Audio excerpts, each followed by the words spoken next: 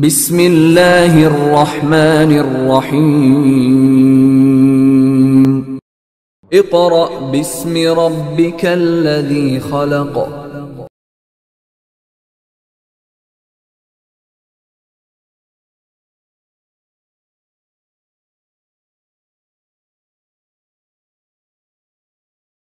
औज़ुबिल्लाहि मिनश्शैतानिर्रजीम। बिस्मिल्लाहिर्रहमानिर्रहीम। अज़ीज़ तुलबा तालिबात और मुअज़्ज़ज़ वालिदैन, अस्सलामु अलैकुम। आज हिस्सा तारीख़ के बाब नंबर 2 मुग़लिया सल्तनत का इस्तेहकाम के साथ लेक्चर लेकर हाज़िर हूँ। ठीक है, अब दूसरा है हमारा टॉपिक, जो हमारा टॉपिक आएगा 5वें दिन की पढ़ाई में। ठीक है, और अभी ये पढ़ाई ही चलेगी। और इसको शुरू करने से पहले मैं आपको बता दूं कि आपने जो चौथे दिन की पढ़ाई की, जिसमें मनसबदारी निज़ाम पढ़ा है, आपने मनसबदारी निज़ाम में आपने 5 MCQs और 5 आपने शॉर्ट क्वेश्चंस बनाने हैं। तो अब हम पढ़ेंगे मनसबदारी निज़ाम। ठीक है, मनसबदारी निज़ाम तो हमने पढ़ लिया और उसको डिस्कस भी कर लिया। अब हम पढ़ेंगे मजहबी पॉलिसी। ठीक है, मजहबी पॉलिसी पहला था हमारा मनसबदारी निज़ाम। अब दूसरी जो रिफॉर्म्स हैं वो किस में है? मजहबी पॉलिसी। ये बहुत इंपॉर्टेंट पॉइंट है कि अकबर ने अपने दौरे हुकूमत में मज़हब में कौन कौन सी अच्छी इस्लाहात की, कौन कौन सी बेहतरियाँ की। इस्लाहात बेहतरी को कहते हैं, रिफॉर्म्स को कहते हैं। तो अकबर ने कौन कौन से रिफॉर्म्स किए, ये हम 5वें दिन में पढ़ेंगे। ठीक है, अब आपका 5वें दिन का काम शुरू होने जा रहा है, क्योंकि इससे पहले आपने मनसबदारी निज़ाम पढ़ लिया था। क्या अब 5वें दिन का काम आपका जारी है, और उसमें हमने शहनशाह जलालुद्दीन मोहम्मद अकबर की इस्लाहात जो उन्होंने अपनी रियासतों में की, इस्लाहात रिफॉर्म्स, जिसमें सबसे पहले हमने पढ़ा मनसबदारी निज़ाम। अब हम पढ़ेंगे मजहबी पॉलिसी, यानी मज़हब के मुताल्लिक जो पॉलिसी थी उसको कैसे बेहतर किया। अकबर का बचपन मजहबी माहौल में गुज़रा। वो नौजवानी में एक रासिखुल अकीदा मुसलमान थे। रासिखुल अकीदा का मतलब है बिल्कुल पक्का। रासिखुल अकीदा का क्या मतलब है? बिल्कुल पक्का और अपने इरादे पर कायम रहने वाला। रासिखुल अकीदा, ठीक है, पक्का मुसलमान, पक्का इरादा रखने वाला, अपने दीन पर कायम रहने वाला। ठीक है, अपने अकीदे पर कायम रहने वाला, अपने, ये मैं ये भी लिख दूँ, अपने अकीदे पर कायम रहने वाला। यानी बहुत ही रिलीजियस माहौल में उसकी तरबियत हुई थी, और वो किसी किस्म की भी कोई ऐसी बात नहीं करता था कि जो मज़हब के अगेंस्ट हो। वो इस्लामी शार का दिलो जान से एहतराम करता था और 5 वक्त बाजमात नमाज अदा करता था। वो सुबह सवेरे बेदार हो जाता और नमाज फ़ज्र से कबल वज़ाइफ में मशगूल हो जाता था। अकबर को बुज़ुर्गों के साथ दिली अक़ीदत थी। वो हर साल हज़रत ख्वाजा मुइनुद्दीन चिश्ती रहमतुल्लाह अलैह के मज़ार मुबारक की ज़ियारत के लिए अजमेर जाया करता था। उसे शेख सलीम चिश्ती के साथ भी बहुत अक़ीदत थी। ये सूफ़ी बुज़ुर्ग थे, बुज़ुर्गान दीन थे, सूफ़ियाए कराम थे, जिनका नाम आपने ये देखा, हज़रत ख्वाजा मुइनुद्दीन चिश्ती रहमतुल्लाह अलैह। यानी वहाँ उनके मज़ार पर जाके हाज़री देते थे और नमाज फ़ज्र से कबल उठ जाते थे, वज़ाइफ पढ़ते थे, और इसके अलावा 5 वक्त की नमाज अदा किया करते थे। तो ये सब चीज़ें जो हैं ये अकबर के अक़ीदे का हिस्सा थी। यानी वो बहुत ही ज़्यादा मजहबी इंसान था। और सलीम चिश्ती कौन थे? हज़रत ख्वाजा मुइनुद्दीन चिश्ती रहमतुल्लाह अलैह के बेटे थे। उनके साथ बहुत ज़्यादा अक़ीदत थी उन्हें। सूफिया के साथ लगाव की वजह से अकबर ने फ़तेहपुर सेकरी में इबादत खाना के नाम से एक इमारत तामीर करवाई, जहाँ नमाज जुमा के बाद वो उलमा मशाइख के साथ बैठता और मजहबी मसाइल पर गुफ्तगू करता था। यानी दीन की तरफ बहुत लगाव था, तो इसलिए वहाँ की एक रियासत, वहाँ का एक इलाका हिंदुस्तान का जिसका नाम फ़तेहपुर सीकरी था, और वहाँ पर इसको सेकरी पढ़ेंगे, फ़तेहपुर सेकरी, वहाँ पर एक इबादत खाना कायम किया और एक ऐसी जगह बनाई जहाँ पर बड़े बड़े उलमाए कराम होते थे और उनके साथ बैठकर मजहबी गुफ्तगू किया करते थे। इन महाफिल में होने वाली इल्मी बहसों के बायस अकबर बादशाह बदज़न हो गया। अब हुआ क्या कि यहाँ पर मुख्तलिफ़ किस्म के जो मजहबी रहनुमा थे, जैसे कि हमारे भी मुल्क का एक अलमिया है कि हर जगह पे ऐसा होता है कि मुख्तलिफ़ किस्म के मज़ाहिब हैं और मुख्तलिफ़ किस्म के वो रखने ज़हनी तौर पर बेसिकली तो मुसलमान हैं, लेकिन अपने अपने तौर पर, जैसे कोई देवबंदी है, कोई अहले हदीस है, कोई अहले सुन्नत है, और कोई मुख्तलिफ़ मज़ाहिब के लोग हैं, मुख्तलिफ़ मसलक के लोग हैं। तो यहाँ पर भी मुख्तलिफ़ उमरा जब आते थे और उनकी अलग अलग बातें होती थी। मिसाल के तौर पर कोई कहता था कि जी कव्वा हलाल है या हराम है, यानी इस तरह की बातों में, और किसी किस्म की यानी नमाज का क्या तरीका है, ये सही है, ये सही है या ये सही है। तो उसमें अकबर जो था बहुत बदज़न हो गया था, उसका दिल बुरा होता था। इसके बाद अकबर ने मुख्तलिफ़ मज़ाहिब के उलमा को बहस मुबाहिसे के लिए दावतनामे भिजवाए। यानी उसने ये नहीं कि सिर्फ़ मुसलमानों को दावतनामे भिजवाए, बल्कि मुख्तलिफ़ मज़ाहिब के जो बड़े बड़े लीडर्स थे, बड़े बड़े मजहबी लीडर्स थे, बड़े बड़े उलमा थे, इल्म रखने वाले थे, चाहे वो ईसाई थे, हिंदू थे, जो भी थे, उन सब को दावतनामे भिजवाए कि इनमें ईसाई, पारसी, जैनी और हिंदू मजहबी रहनुमा शामिल थे। अब यहाँ पर ईसाई क्रिश्चियंस हो गए, पारसी ये भी मुख्तलिफ़ मज़हब रखने वाले हैं, जैनी यानी जैन मज़हब से जिनका ताल्लुक़ था, और हिंदू जो कि हिंदू मज़हब पर बुत परस्ती पर यकीन रखते थे। तमाम मजहबी रहनुमा इनसे मुतल्लिक़ जो थे मज़हब से, उन सबको बुलाया। अकबर ने इन तमाम मजहबी रहनुमाओं की बातों को बग़ौर सुना, मगर मजमूई तौर पर इसका दिल फिर भी मुतमईन ना हुआ। ताहम अकबर ने ये राय ज़रूर कायम कर ली कि सच्चाई सिर्फ़ एक मज़हब की इजारादारी नहीं है। यानी उसके जहन में ये बात पक्की हो गई कि सिर्फ़ एक मज़हब में ही अच्छी बातें नहीं हैं, बल्कि तमाम मज़ाहिब में कोई ना कोई अच्छी बातें मौजूद हैं। तमाम मज़ाहिब में थोड़ी बहुत सदाकत मौजूद है। अकबर के दिल में ये ख्वाहिश पैदा हो गई कि इन तमाम मज़ाहिब के अच्छे अच्छे उसूलों को यकजा कर दिया जाए। मज़ाहिब को यकजा करने के साथ साथ अकबर के पेश नज़र बहुत से सियासी मकासद और मसाइल भी थे। यानी उसने कोशिश की कि हिंदू मज़हब को जैन मज़हब के साथ, और जैन को ईसाई के साथ, और ईसाइयों को यहूदियों के साथ, और उसके साथ हिंदू मज़हब को और किसी और मज़हब के साथ मर्ज करने की कोशिश की, जो कि पॉसिबल नहीं था। लेकिन उसने ये कोशिश की कि ये तमाम मज़ाहिब की अच्छाइयाँ निकाल कर एक और मज़हब बनाया जाए।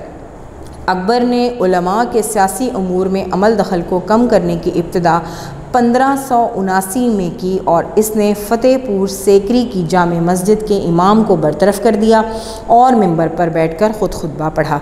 यानी वो ये नहीं चाहता था कि मज़हब जो है वो सिर्फ़ उलमा के हाथ में रहे और उलमा सिर्फ़ एक मज़हब के पैरोकार रहें। नहीं, अच्छी बातें जिस मज़हब से भी मिलें उनका प्रचार किया जाना चाहिए, चाहे वो मुसलमानों से मिलें, चाहे वो हिंदुओं से मिलें, चाहे वो ईसाइयों से मिलें, चाहे जैन मज़हब से मिलें, चाहे पादरियों से मिलें। यानी वो ये चाहता था कि कोई ऐसा मज़हब बनाया जाए जिसमें तमाम मज़हब की अच्छाइयाँ शामिल कर दी जाएं। और फिर उसने क्या किया कि 1579 में, किस सन में, 1579 में मस्जिद के इमाम को बरतरफ करके और ख़ुद मिंबर पर बैठ गया खुतबा पढ़ने के लिए। खुतबा आपको पता है जब आप जुम्मे की नमाज़ पढ़ने जाते हैं। इस इक़दाम का मकसद ये था कि अकबर अपनी मजहबी हैसियत मनवा सके। यानी वो ये चाहता था कि सियासी तौर पर तो मैंने सबको अपना गर्विदा कर लिया, अब जो मज़हब के नाम पर मुख्तलिफ़ तरह के लोग हैं, कोई हिंदू है, कोई सिख है, कोई जैनी है, कोई पारसी है, ये भी मेरी इताअत करें। यानी सिर्फ मुसलमान ही नहीं बल्कि जो मेरी रियासत के लोग हैं वही नहीं, बल्कि जितने भी मज़हब के लोग हैं मुख्तलिफ़ मज़ाहिब के, वो भी मेरे अंडर आ जाएं और मेरी दस्तरस हर एक पे कायम हो जाए। अकबर को उलमा पर बरतरी दिलाने के लिए एक दस्तावेज़ तैयार की गई, यानी दस्तावेज़ का मतलब है एक तहरीर तैयार की गई, एक करारदाद, एक ख़ास किस्म का एक एग्रीमेंट बनाया गया, एक दस्तावेज़ हाथ से लिखी हुई एक तहरीर बनाई गई और उसमें ये क्या लिखा गया, इस दस्तावेज़ पर तमाम अहम उलमा के दस्तखत करवा लिए गए। यानी इतनी ज़्यादा पक्की बात की गई कि जी अब अकबर साहब जो हैं, जलालुद्दीन मोहम्मद अकबर जो हैं, वो बादशाह होने के साथ साथ दीन को भी फ़रोग़ देंगे। और उस दीन में क्या मर्ज किया उन्होंने, तमाम मज़ाहिब की बातें मर्ज कर दी, यानी मिला दी, मिक्स कर दी, और तमाम मज़ाहिब के उलमा ने उसके ऊपर दस्तखत भी कर दिए कि जी हम राज़ी हैं, जो अकबर शहनशाह अकबर कह रहे हैं वो राज़ी हैं। इस दस्तावेज़ का ख़ुलासा ये था कि मजहबी उमूर में बादशाह का फ़ैसला आखिरी होगा, यानी सारी अथॉरिटी ऑल इन ऑल होने का इतना शौक़ था कि कोई मेरे से आगे ना जाए, चाहे वो दीन में हो, मज़हब में हो, सियासत में हो, बसीरत में हो, सबसे ज़्यादा सेंटर पॉइंट मेरे पास, इख्तियारात मेरे पास हों और मैं मजहबी उलमा से भी ज़्यादा सुपीरियर अथॉरिटी रखता हूँ। अकबर की हैसियत मुजतहिद मुतलिक किसी हो गई, यानी मुजतहिद जो होते हैं, जो फतवा देते हैं, जो दीन की तबलीग करते हैं, उनसे भी ज़्यादा ऑल इन ऑल हो गया वो। इससे उलमा के इख्तियारात ख़त्म हो गए। यानी अगर दीन की कोई बात होती तो वो ये नहीं कि अगर कोई मुसलमान पूछ रहा है तो उसको मुसलमान मज़हब के मुताबिक कुरान पाक, कुरान पाक और हदीसों की जो रवायात हैं उनसे उसको मुतमईन किया जाता, बल्कि मुख्तलिफ़ मज़ाहिब के अंदर जो बातें होती उनसे रेफरेंसेस देके उसको मुतमईन किया जाने लगा, जो कि एक गलत थी। लेकिन उलमा के इख्तियारात ख़त्म हो गए। मुजतहिद वक्त बनने के बाद इसने तमाम मज़ाहिब बरसग़ीर पाक व हिंद में से मुख्तलिफ़ उसूलों को यकजा करके एक नया दीन बनाया जिसका नाम दीन इलाही रखा गया। ये दीन 1582 में नाफिज कर दिया गया।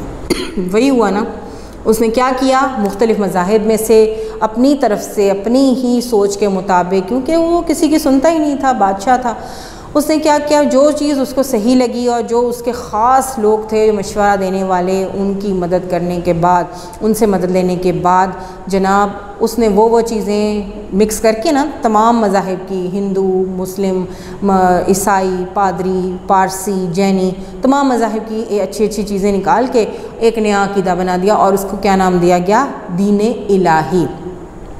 ठीक है, तो दीन इलाही उसका नाम रखा गया और 1582 में उसको नाफिज कर दिया गया। दीन इलाही में दाखिले से पहले, अब इस मज़हब की रिस्ट्रिक्शन ज़रा सुन लें कि जो अकबर का बनाया हुआ दीन था उसके अंदर क्या क्या लवाज़मात शामिल थे कि उम्मीदवार को ये अहद लेना होता था, ये वादा करना होता था इस दीन का पैरोकार बनने के लिए कि वो अपना दीन, माल, जान और आबरू बादशाह के लिए कुर्बान करने से गुरेज़ नहीं करेगा। यानी आप ये देखें कि जो सुपीरियर अथॉरिटी थी, ओमनी पोटेंट होने का इख्तियार था, ऑल पावरफुल होने का इख्तियार था, वो अल्लाह तबारक व तआला को नहीं बल्कि उसने अपने पास रखा। और क्या कह के कि जी अगर तुम इस अक़ीदे में, इस दीन में दाखिल हो गए हो तो आज से तुम्हारी जो मलकियत है, चाहे वो तुम्हारी जान है, माल है, इज़्ज़त है, आबरू है, तुम उसे बादशाह के लिए कुर्बान करने से गुरेज़ नहीं करोगे। इस मज़हब में बहुत सी रसूमात शामिल की गई जिनमें गाय के गोश्त खाने को मुमानियत। अब देखें ना, क्योंकि इसमें हिंदू भी शामिल थे इस मज़हब में, हिंदुओं को खुश करने के लिए उसने ये पॉलिसी रख दी कि जी गाय का गोश्त नहीं खाया जाएगा जो इस दीन में दाखिल हो गया। आग का एहतराम किया जाएगा। मजूसी जो होते हैं, पारसी जो होते हैं, आग का एहतराम करने वाले, आग को पूजने वाले, बादशाह को सजदा ताज़ीमी करना वग़ैरह शामिल था। यानी जो बादशाह है, यानी मोहम्मद अकबर है, उसको सजदा लाजमी करना है, उसके आगे झुकना, यानी सजदा अल्लाह के लिए नहीं है, सजदा बादशाह ने अपने लिए रख लिया। इस तरह अकबर ने एक मुतलिकुल अनान बादशाह की हैसियत से जहाँ दूसरी क़ुव्वतों को अपने कंट्रोल में करना चाहा, वहीं इसने उलमा की हैसियत और इख्तियारात को ख़त्म करके मजहबी तौर पर तमाम इख्तियारात अपने पास रख लिए। अब आगे पढ़ेंगे। अकबर की ज़िंदगी में इसके खुशामदी दरबारियों ने दीन इलाही को कबूल कर लिया। अब यानी जो अकबर के खुशामद पसंद, मक्खन लगाने वाले जो भी दरबारी थे, जी हजूरी करने वाले, उन्होंने कहा ठीक है जी ज़िल्ले इलाही, आप जैसा कह रहे हैं वैसा ठीक है, हमने ये अपना मज़हब छोड़ा, अब हम आपकी इताअत करते हैं और ये दीन इलाही जो आपने बनाया है हम इसको कबूल करते हैं। इस वक्त के मशहूर आलिम शेख मुबारक के बेटों अबुल फ़ज़ल और फैज़ी ने दीन इलाही की तरवीज में अहम किरदार अदा किया। यानी कुछ ऐसे आलिम भी मिल गए, आलिम दीन भी मिल गए, मुसलमानों में भी कुछ ऐसे गद्दार मिल गए जो इस तरह के दीन की फ़रोग़ करने में, तरवीज करने में उनका साथ देने लगे। अकबर की वफ़ात के साथ ही दीन इलाही का ख़ात्मा हो गया। लेकिन शुक्र क्या हुआ कि जो इसने अपना दीन बनाया था दीन इलाही के नाम से, जैसे ही इसका इंतकाल हुआ अकबर का, वो दीन ख़त्म हो गया। दीन इलाही को ख़त्म करने के लिए हज़रत मुजद्दिद अल्फ़े सानी ने नहायत अहम किरदार अदा किया। आप आगे पढ़ेंगे इनको। ये बहुत ही अजीम सूफिया कराम में से एक हैं। सूफ़ी बुज़ुर्ग थे, अल्लाह के बहुत नज़दीक थे, बहुत इबादत गुज़ार थे। इन्होंने बिल्कुल बबांगे दोहल इनकार कर दिया अकबर के इस मज़हब को, इस दीन इलाही को मानने से, ठीक है, और इन्होंने उसकी बिल्कुल पैरवी नहीं की। तो इसके बाद आ जाता है हिंदुओं और राजपूतों से ताल्लुकात। यहाँ पर आपका जो ये है इस्लाहात जो हैं ये उन्हीं में शामिल है और ये तीसरा पॉइंट आपका बनता है और इसका नाम है हिंदुओं और राजपूतों से ताल्लुकात। यानी सबसे पहला जो उसने बेहतरी का पॉइंट आपको बताया यहाँ पर बुक में मौजूद है, जो अकबर ने बेहतरियाँ की अपने दौर हुकूमत में आने के बाद, वो क्या था? सबसे पहले मनसबदारी निज़ाम, दूसरा मजहबी पॉलिसी और तीसरा क्या है? हिंदुओं और राजपूतों से ताल्लुकात। हिंदू उस ज़माने के बहुत ही ज़्यादा पावरफुल लोग थे और राजपूत भी हिंदुओं की ही एक ज़ात थी, लेकिन बहुत ही ज़्यादा डोमिनेंट थे ये दोनों हिंदू और राजपूत। अब उसने क्या किया कि अपनी हुकूमत के लिए, बेहतरी के लिए, तमाम चीज़ों के ऊपर अपने आप को डोमिनेंट करने के लिए उसने दीन को भी नहीं छोड़ा, उसने सियासत को भी नहीं छोड़ा, उसने हर तरह से पूरे, वो चाहता था कि मेरी ज़्यादा से ज़्यादा रियासतें हों, मैं कब्ज़ा करके बादशाह बनूं, मैं पूरी दुनिया पर हुकूमत करूं। अब आगे सुनिए। अकबर ने तमाम तर मुल्की इंतज़ाम के लिए एक ऐसा ढांचा उस्तवार करना चाहा जिसकी मदद से तमाम तर ताकत इसके अपने हाथ में मुर्तकिज़ हो सके। देखें, जो बातें मैं बता रही हूँ वही आ रही हैं ना। यानी उसने ऐसा निज़ाम, पहले मनसबदारी निज़ाम किया, जागीरदारी को ख़त्म कर दिया, उसके बाद मजहबी तमाम मज़ाहिब के उलमा को बुलाया और एक नया दीन बना लिया। अब वो क्या कह रहे हैं कि वो ऐसा काम करना चाह रहा था कि तमाम तर ताकत उसके हाथ में आ जाए, मुर्तकिज़ हो जाए, यानी उस तक महदूद हो जाए, उसके हाथ में आ जाए।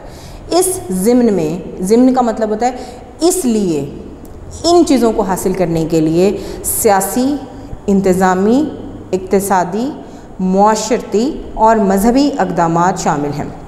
यानी उसने क्या क्या काम किया, किन किन पॉइंट्स पे काम किया कि मेरे पास तमाम ताकत आ जाए। सबसे पहले उसने किस पॉइंट पे काम किया? सियासी, ठीक है, उसने मुख्तलिफ़ रियासतों को अपने कब्ज़े में लिया, पावर हासिल करनी थी ना, वो लालच थी उसको कि मेरे पास ज़्यादा से ज़्यादा ताकत आ जाए। सियासी के बाद उसने इंतज़ामी, वही मनसबदारी निज़ाम और ये तमाम ताकत जो थी वो लोगों तक थोड़ी महदूद कर दी और सारी ताकत अपने हाथ में रख ली, चेंज कर दिया जागीरदारी निज़ाम को। सियासी इक़दामात किए यानी कब्ज़ा किया रियासतों पर, इंतज़ामी यानी एडमिनिस्ट्रेटिव जो भी इस्लाहात की, रिफॉर्म्स किए। उसके बाद तीसरे नंबर पर मजहबी आ जाएगा, इक्तिसादी आ जाएगा, यानी पैसों की जो मालिया था उसको उसने ख़त्म कर दिया क्योंकि ज़मीन के ऊपर कोई टैक्स देता ही नहीं था। और ये इक़्तिसादी जो निज़ाम था वो कैसे स्ट्रॉन्ग हुआ कि जो भी तनख्वाह मिलती थी मनसबदारों को, उसके बाद उनकी तमाम जायदाद ज़ब्त कर ली जाती थी और वो कौमी ख़जाने में जमा हो जाती थी। नंबर 4, उसके बाद मुआशरती, ठीक है, ये मुआशरती जो हम पढ़ेंगे, और फिर मजहबी जो हम पढ़ के आए हैं, यानी उसने हर तरह से हर एस्पेक्ट में जाकर अपनी पावर बनाने की कोशिश की। ये 5 पॉइंट्स हैं, इन पॉइंट्स पे उसने काम किया ताकि मेरे हाथ में ज़्यादा से ज़्यादा पावर आ जाए, मैं डोमिनेंट हो जाऊं। तो अब हम पढ़ने जा रहे हैं ये किस तरह इसने काम किया। अकबर का ख़्याल था कि वो ऐसे मुल्क का बादशाह है जहाँ मुख्तलिफ़ मज़ाहिब से ताल्लुक़ रखने वाले लोग बसते हैं। इनमें से किसी एक ग्रोह को दूसरे पर फ़ौक़ियत देना इंतज़ामी और सियासी तौर पर गैर मुनासिब है। गैर मुनासिब नहीं है, असल में वो चापलूसी करना चाह रहा था। वो चाह रहा था कि तमाम मज़ाहिब जो हैं वो मुझे ही अपना सरदार बनाएं, अपना बादशाह तसव्वुर करें, क्योंकि अगर मैं हिंदुओं को फेवरेटिज़म दूंगा तो मुसलमान नाराज़ हो जाएंगे, और अगर मुसलमानों को दूंगा तो पारसी नाराज़ हो जाएंगे, और यहूदी और ईसाई।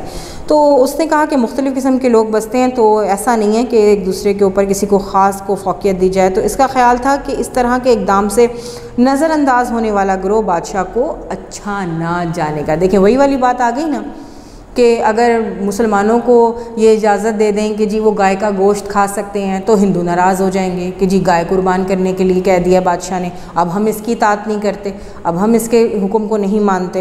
यानी हर एक के साथ बहुत अच्छा बनने की कोशिश करता था कि किसी ना किसी तरह मैं ही बादशाह जो हूँ वो पूरी दुनिया के ऊपर हावी हो जाऊँ। इनमें बादशाह के ख़िलाफ़ बददिली फैलेगी जो मजमूई तौर पर रियासत के अदम इस्तेहकाम का बाइस होगी। अच्छा जी, उसने क्या किया? अकबर एक बाशऊर सियासतदान था। वो ये बात बखूबी समझता था कि एक वसी और मजबूत सल्तनत उस वक्त तक कायम नहीं हो सकती जब तक कि वो अपनी रियाया और अहम सियासी ग्रोहों की हमायत हासिल ना कर सके। उस वक्त हिंदुस्तान की कुल आबादी का 3/4 हिस्सा हिंदुओं पर मुश्तमिल था। यानी 3/4, यानी अगर 4 पार्ट हैं किसी चीज़ के, तो 3 पार्ट पे हिंदू हुकूमत करते थे, हिंदुओं की अक्सरियत थी। यानी 4 पार्ट में से 3 हिस्से जो थे वो हिंदू थे और बाकी एक हिस्से में मुख्तलिफ़ मज़ाहिब के लोग मौजूद थे। अब वो ये चाहता था कि हिंदू बस नाराज़ ना हो, बाकी खैर है, क्योंकि अगर हिंदू नाराज़ हो गए तो मुल्क में बगावत शुरू हो जाएगी और मेरे ख़िलाफ़ मुहिमें शुरू हो जाएंगी। हिंदुओं में सियासी तौर पर सरगर्म गिरोह राजपूतों का था, और हिंदुओं में जो सबसे बड़ी ज़ात थी वो राजपूत कहलाती थी। बहादुर ज़ात होती थी, बड़ी सुपीरियर ज़ात होती थी, जिसमें तमाम अच्छे अच्छे जद्दी पुश्ती उनके राजा महाराजाओं के बच्चे और आगे उनके बच्चे होते थे, और वो बहुत बड़ी ज़ात समझी जाती थी। ये हिंदुओं की ज़ात थी राजपूत, जो अक्सर हुकूमतों से बरसरे पैकार और इतने पावरफुल थे कि अगर कोई इनको पसंद ना आता था, कोई राजा या कोई बादशाह, तो ये उसके ख़िलाफ़ एजिटेशन कर देते थे, बगावत कर देते थे, लड़ाइयाँ शुरू कर देते थे उनसे। अकबर का ख़्याल था कि हिंदुस्तान में हिंदुओं और राजपूतों से ताल्लुकात को बेहतर किया जाए। अब उसकी क्या पॉलिसी थी कि हिंदू और उनमें सुपीरियर ज़ात जो राजपूत हैं उनसे ताल्लुकात बेहतर किए जाएँ। कैसे बेहतर किए जाएँ? नंबर 1, उसने क्या किया कि अकबर के अहद तक ये दस्तूर चला आ रहा था कि जब हिंदू यात्री का मतलब होता है ज़ियारत करने आने वाले, जैसे हमारे यहाँ ये ननकाना साहब में बाबा गुरु नानक का सिखों का जो मज़ार है, उसके लिए जब वो आते हैं तो उसको वो यात्रा करने के लिए कहते हैं। यात्री का मतलब होता है ज़ियारत करने के लिए, ज़ियारत के लिए आने वाले, उनको यात्री कहते हैं। ठीक है, तो जब ये यात्री आया करते थे, तो ये उससे पहले का ज़माना बता रही हूँ। अकबर से पहले क्या होता था? दस्तूर का मतलब है तरीका। अकबर की हुकूमत से पहले ये तरीका था कि जब हिंदू यात्री किसी मंदिर या किसी और मजहबी मकाम की ज़ियारत के लिए जाते तो इनसे यात्रा टैक्स वसूल किया जाता था। ठीक है, तो यात्रा टैक्स वसूल करने का मतलब क्या है कि उनसे पैसे लिए जाते थे ज़ियारत करने के लिए। जब वो आते थे अपनी मंदिरों में, अपने दूसरे जो इबादत गाहें थीं, तो उनसे पैसे लिए जाते थे। अकबर ने इस टैक्स को मनसूख कर दिया, ख़त्म कर दिया, और कहा कि वो किसी इबादत करने वाले की इबादत पर टैक्स आयद करना किसी तौर पर मुनासिब नहीं समझता। यात्रा टैक्स की मनसूखी से आम हिंदू रियाया अकबर की गर्विदा हो गई। पॉलिसी चेक करें आप कि उसने वो दुखती रग पकड़ ली जिससे उसकी वाह वाह हो गई। और वाह वाह कैसे हुई कि जो हिंदू मज़हब के नाम पर वहाँ आते थे अपनी मंदिरों की ज़ियारत करने के लिए, तो वहाँ जो उनसे पैसे लिए जाते थे, अकबर ने वो कहा बिल्कुल नहीं लिए जाएंगे। अब हिंदुओं को ये बात बहुत अच्छी लगी और वो अकबर उनका फेवरेट बादशाह बन गया। 1564 में अकबर ने एक फरमान की रूह से हिंदुओं से जिजिया लेने को मनसूख कर दिया, यानी टैक्स, और उन्हें मुसलमानों के मुसावी शहरी हकूक़ दे दिए। ठीक है, यानी बहुत ज़्यादा लोगों को फ़ायदे पहुँचाए, ख़ास तौर पे हिंदुओं की बड़ी बड़ी चापलूसियाँ की, बड़ी हिंदुओं को बढ़ाया चढ़ाया, फेवरेटिज़म बहुत ज़्यादा होने लग गया। इस ऐलान का भी आम हिंदू आबादी पर खातिर ख्वाह असर पड़ा और उन्होंने अकबर को अपना मोहसिन समझना शुरू कर दिया। यानी मुसलमानों से ज़्यादा हिंदुओं को फेवरेटिज़म दिया जाने लगा, उनको सपोर्ट किया जाने लगा और उन पे तमाम टैक्स जो थे, जिजिया टैक्स को कहते हैं, वो टैक्स ख़त्म कर दिए। अकबर से पहले हुक्मरानों ने हिंदुओं को दबा कर रखा हुआ था। हिंदुओं पर कई गैर ज़रूरी टैक्स लगाए गए थे। अकबर ने साबिक पॉलिसियों को तर्क करके इनके साथ मुसालिहाना रवैया इख्तियार किया और इन्हें आला ओहदों पर फाइज किया। यानी अकबर ने बहुत ज़्यादा सपोर्ट किया हिंदुओं को। क्यों? क्योंकि वो चाहता था कि जो 3/4 हमारी आबादी पर मुश्तमिल है हिंदू, वो इसकी गर्विदा हो जाए और इसके ख़िलाफ़ बगावत ना करे और चुपचाप इसके अंडर इताअत कबूल करके रहे और इसकी पावर में इजाफ़ा होता रहे।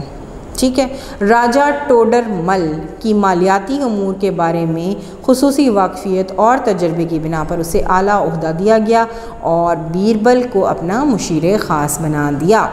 यानी हिंदुइज़म को बहुत ज़्यादा प्रमोट किया और वहाँ का जो कौन था, राजा टोडरमल, ये नाम है वहाँ के एक ख़ास राजा का जो बहुत ही ज़्यादा ज़हीन था और बड़े अच्छे अच्छे मशवरे दिया करता था जिसमें ज़्यादा फ़ायदा हिंदुओं का होता था।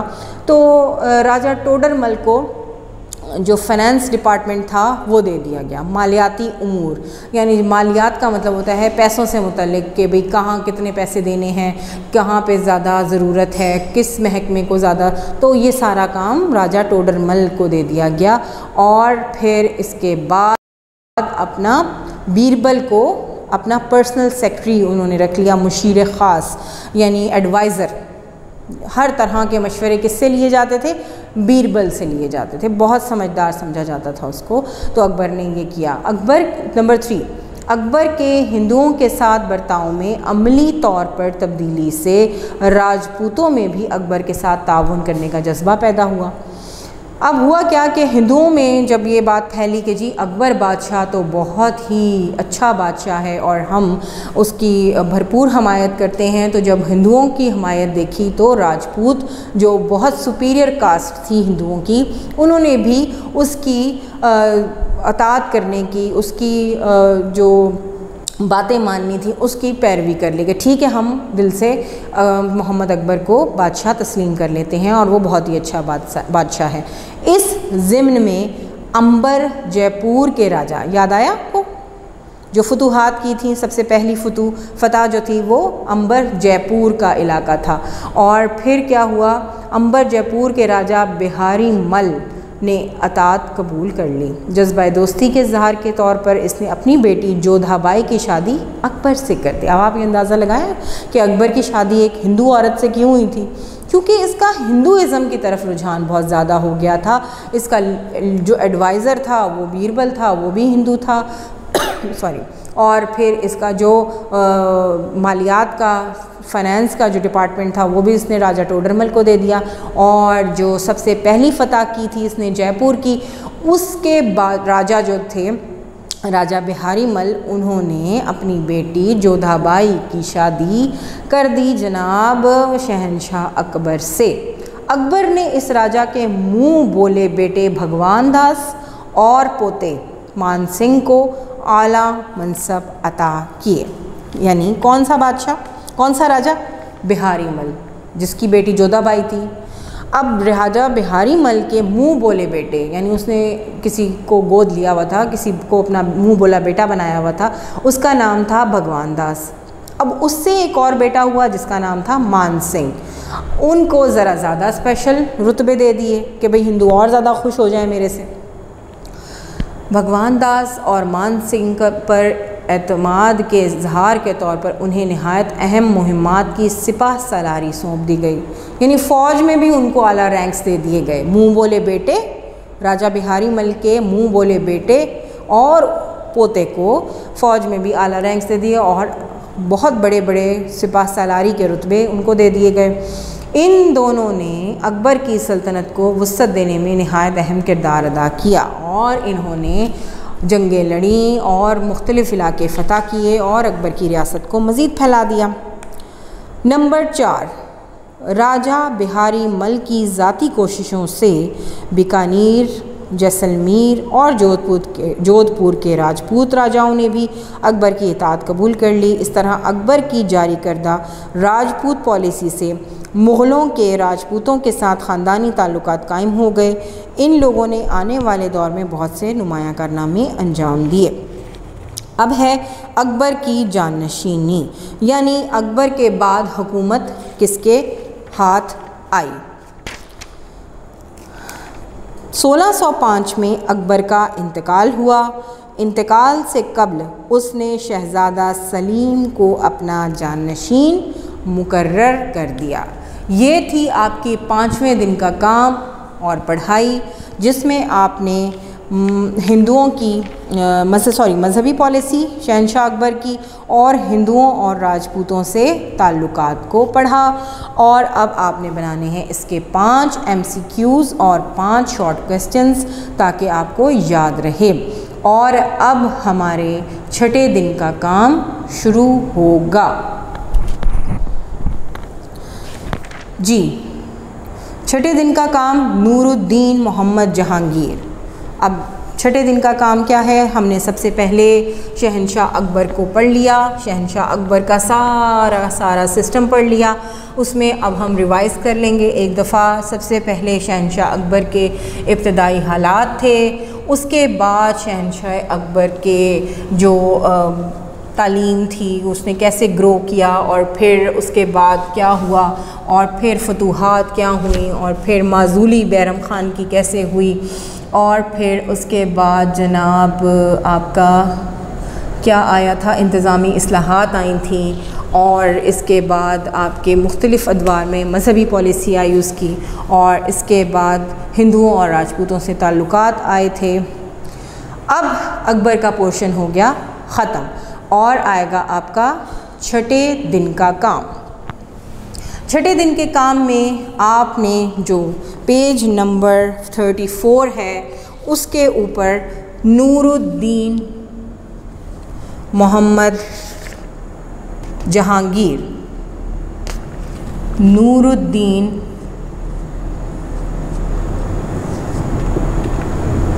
मोहम्मद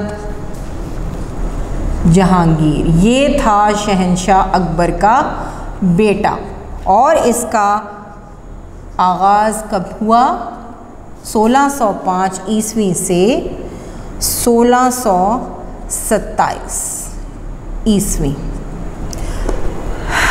इसको पढ़ने से पहले आपने शहंशाह अकबर के मुतल्लिक जो भी मैंने पढ़ाया आपको, आपने उसका डेट वाइज एक क्रोनोलॉजिकल मैप तैयार करना है, यानी पहले क्या हुआ, बाद में क्या हुआ, बिल्कुल छोटा छोटा सा आपने उसका डिटेल दे के ताकि ये वो सब चीज़ें आपके जहन में महफूज हो जाएं। अब जनाब हम पढ़ने जा रहे हैं चौथे मुग़ल बादशाह को, ठीक है। चौथा मुग़ल बादशाह जो है इसका नाम है नूरुद्दीन मोहम्मद जहांगीर और इसके इब्तदाई हालात ज़िंदगी और तालीम व तरबियत को अब हम पढ़ेंगे, ठीक है। सबसे पहले तो इब्तदाई हालात हैं। 1605 में जब शहज़ादा सलीम बादशाह बना तो इसने नूरुद्दीन मोहम्मद जहांगीर का लक़ब इख्तियार किया। कब बना था ये? 1605 में। क्या हुआ था? इसकी तख्त नशीनी हुई थी। ये तख्त नशीन हुआ था, यानी बादशाह ऑफिशियली बादशाह बन गया ये 1605 में। नूरुद्दीन मोहम्मद जहांगीर का लक़ब इख्तियार किया। जहांगीर 1569 में फ़तेहपुर सेकरी में पैदा हुआ, ठीक है। और पैदा कब हुआ था ये? 1569 में। ये अकबर की राजपूत बीवी, जिसको अभी हमने पढ़ा है ना, जोधा बाई, जो राजा टोडर मल की, राजा बिहारी मल की बेटी थी, ठीक है। जो अंबर जयपुर का राजा था उसकी बेटी थी जोधा बाई, और जोधा बाई से ये बेटा उनका पैदा हुआ था। अकबर ने हज़रत शेख सलीम चिश्ती रहमतुल्लाह अलैह के साथ अपनी अकीदत की बिना पर अपने बेटे का नाम सलीम रखा। अकबर सलीम को प्यार से शेखू बाबा कहा करता था। रवायत मशहूर है कि सलीम से पहले अकबर के यहाँ जो भी बच्चे पैदा हुए वो फौत हो गए थे। अकबर की बड़ी ख्वाहिश थी कि उसके तख्त का वारिस पैदा हो और वो ज़िंदा सलामत भी रहे। इस सिलसिले में उसने बहुत सी मन्नतें भी मानी। अकबर ने उस ज़माने के मशहूर बुज़ुर्ग हज़रत शेख सलीम चिश्ती रहमतुल्लाह अलैह के यहाँ हाज़िरी देकर अपने लिए दुआ करवाई। अकबर ने सलीम की पैदाइश के बाद अपनी मन्नतें पूरी की। वो अपने दारुस सल्तनत से पैदल हज़रत शेख सलीम चिश्ती रहमतुल्लाह अलैह के यहाँ पहुँचा। आगरा से फ़तेहपुर सेकरी तक वो अक्सर करीबन 20 किलोमीटर सफ़र किया करता था। इस तरह अकबर ने मुतअद्दिद बार यानी कई बार सफ़र करके लगातार तकरीबन 480 किलोमीटर का सफ़र अपनी मन्नत को उतारने के लिए किया। उस ज़माने के मशहूर उलमा और शुअरा को सलीम की तालीम व तरबियत के लिए मुकर्रर किया गया। इन उलमा और शुअरा की सोबत में सलीम की तख्लीकी सलाहियतें यानी क्रिएटिव स्किल्स जो थे वो बहुत ज़्यादा बेहतर हुए, उन्होंने नशोनुमा पाई। इसे तुर्की, अरबी, फ़ारसी और हिंदी ज़बानों पर उबूर हासिल था। ये किसकी बात हो रही है?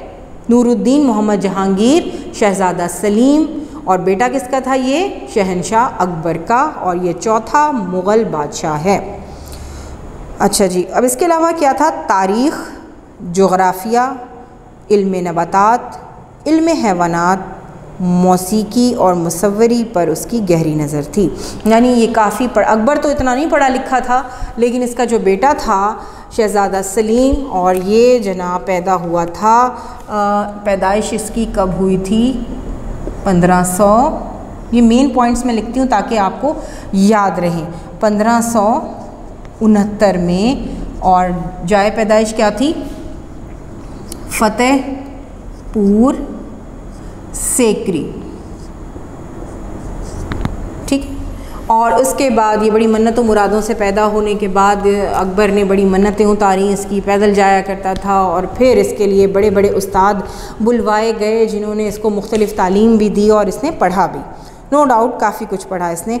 वो एक अच्छा निशानेबाज भी था। दीनी और दुनियावी उलूम के साथ साथ इसने फ़नूने हर्ब में भी महारत हासिल की। फ़नूने हर्ब का मतलब जंग के तरीके, जंग के तौर तरीके सीखे इसने। ये था इंट्रोडक्शन नूरुद्दीन मोहम्मद जहांगीर का, ठीक है। तो अब हमारा ये नूरुद्दीन मोहम्मद जहांगीर का जो इंट्रोडक्शन है ये बहुत आसान है। इसी के साथ अब हम दूसरा टॉपिक लेंगे, नूरजहाँ, ठीक है। नूरजहाँ, जी नूरजहाँ कौन थी अब आपको बताया जाएगा। नूरजहाँ के आबाओ अजदाद ईरान से ताल्लुक़ रखते थे। उसका असल नाम मेहरुन्निसा था। मेहरुन्निसा के वालिद गयासुद्दीन को अकबर के दरबार में मुलाजमत मिल गई। गयासुद्दीन तरक्की करता हुआ 3 हज़ारी मनसब पर पहुंच गया, ठीक है। अब ये 3 हज़ारी मनसब जहन में रखिएगा, मनसबदारी निज़ाम था। ज़माना चल रहा है शहनशाह अकबर का। उस ज़माने में मेहरुन्निसा के वालिद ये जो नूरजहाँ हैं इनका असल नाम मेहरुन्निसा था, ठीक है। ये लिखती जा रही हूँ मैं साथ साथ, असल नाम ये जहन में रखिएगा। ये बहुत छोटे छोटे वाक़े आपको टॉपिक्स मिलते जाएंगे। असल नाम मेहरुन्निसा, वालिद कौन थे इनके? जो गयासुद्दीन।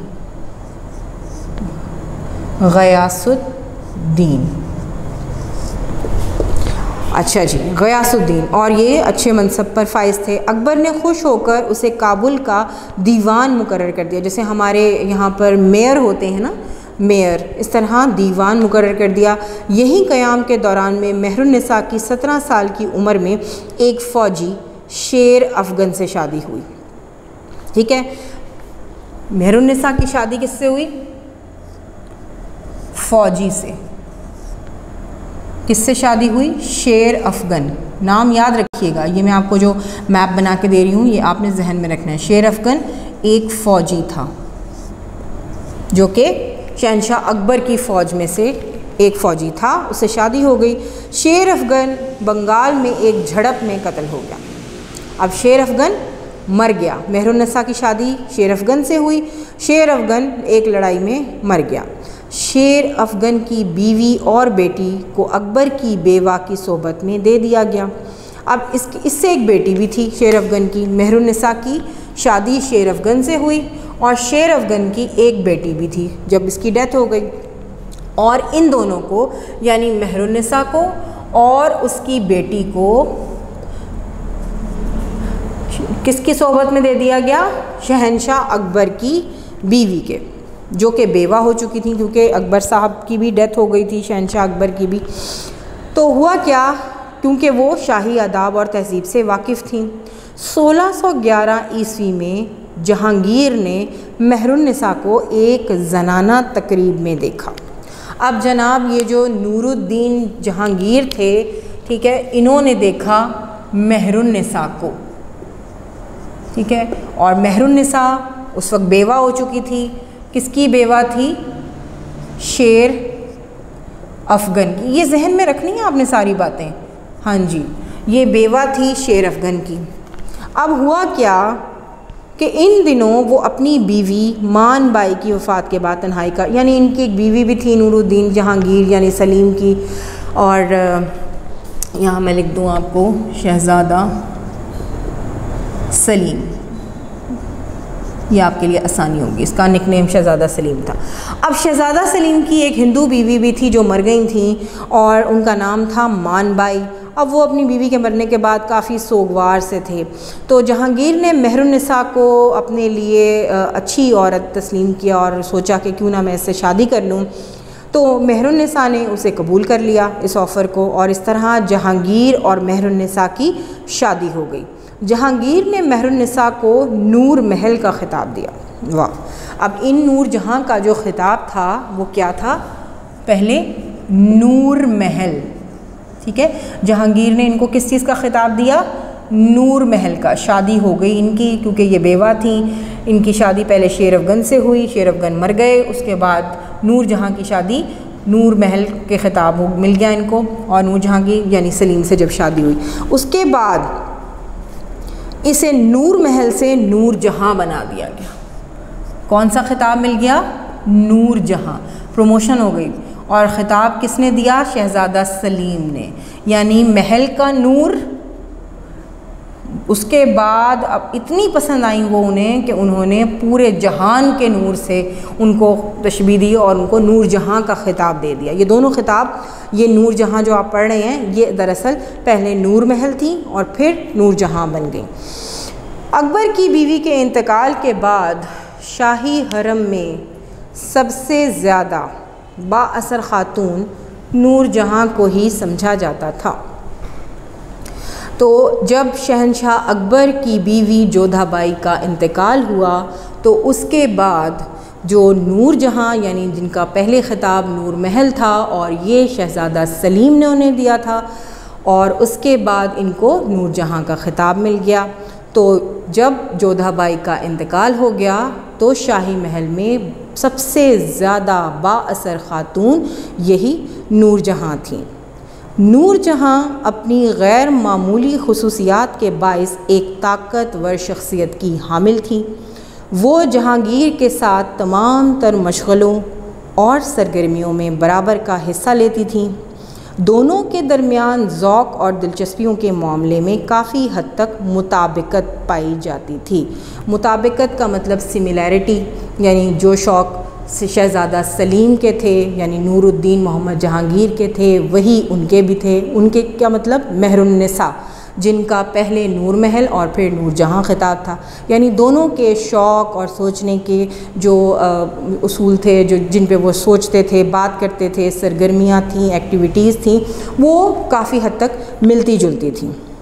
यही वजह है कि इसने जहांगीर को गैर मामूली तौर पर मुतासिर किया।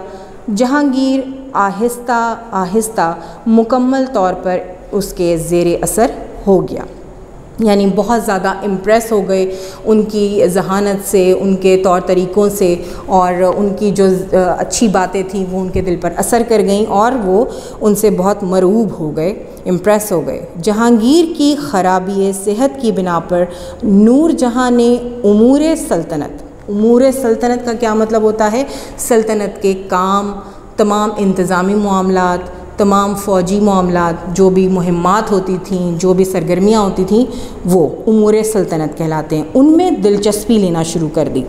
यानी जब उन्होंने देखा कि उनके हस्बैंड की तबीयत ठीक नहीं है, किसकी, नूरुद्दीन मोहम्मद जहांगीर शहज़ादा सलीम की, तो उन्होंने, किन्होंने, नूरजहां ने तमाम मामलात को अपने हाथ में ले लिया और आहिस्ता आहिस्ता इसने हुकूमती मामलात पर अपनी गिरफ्त मजबूत कर ली। यानी अब तमाम चीज़ों के ऊपर नूरजहां ने एक तरह से अपनी इजारादारी कायम कर ली, यानी बहुत ज़्यादा अक्लो फ़हम थी उसमें, उसने बहुत कुछ सीखा भी जहांगीर से, और जब उनकी तबीयत ख़राब हो गई तो ऑल इन ऑल तमाम मामलात को देखने लगी। जहांगीर के आखिरी दौर में अक्सर शाही अहकामात और फरामीन का इजरा नूरजहां की मुशावरत से होता था।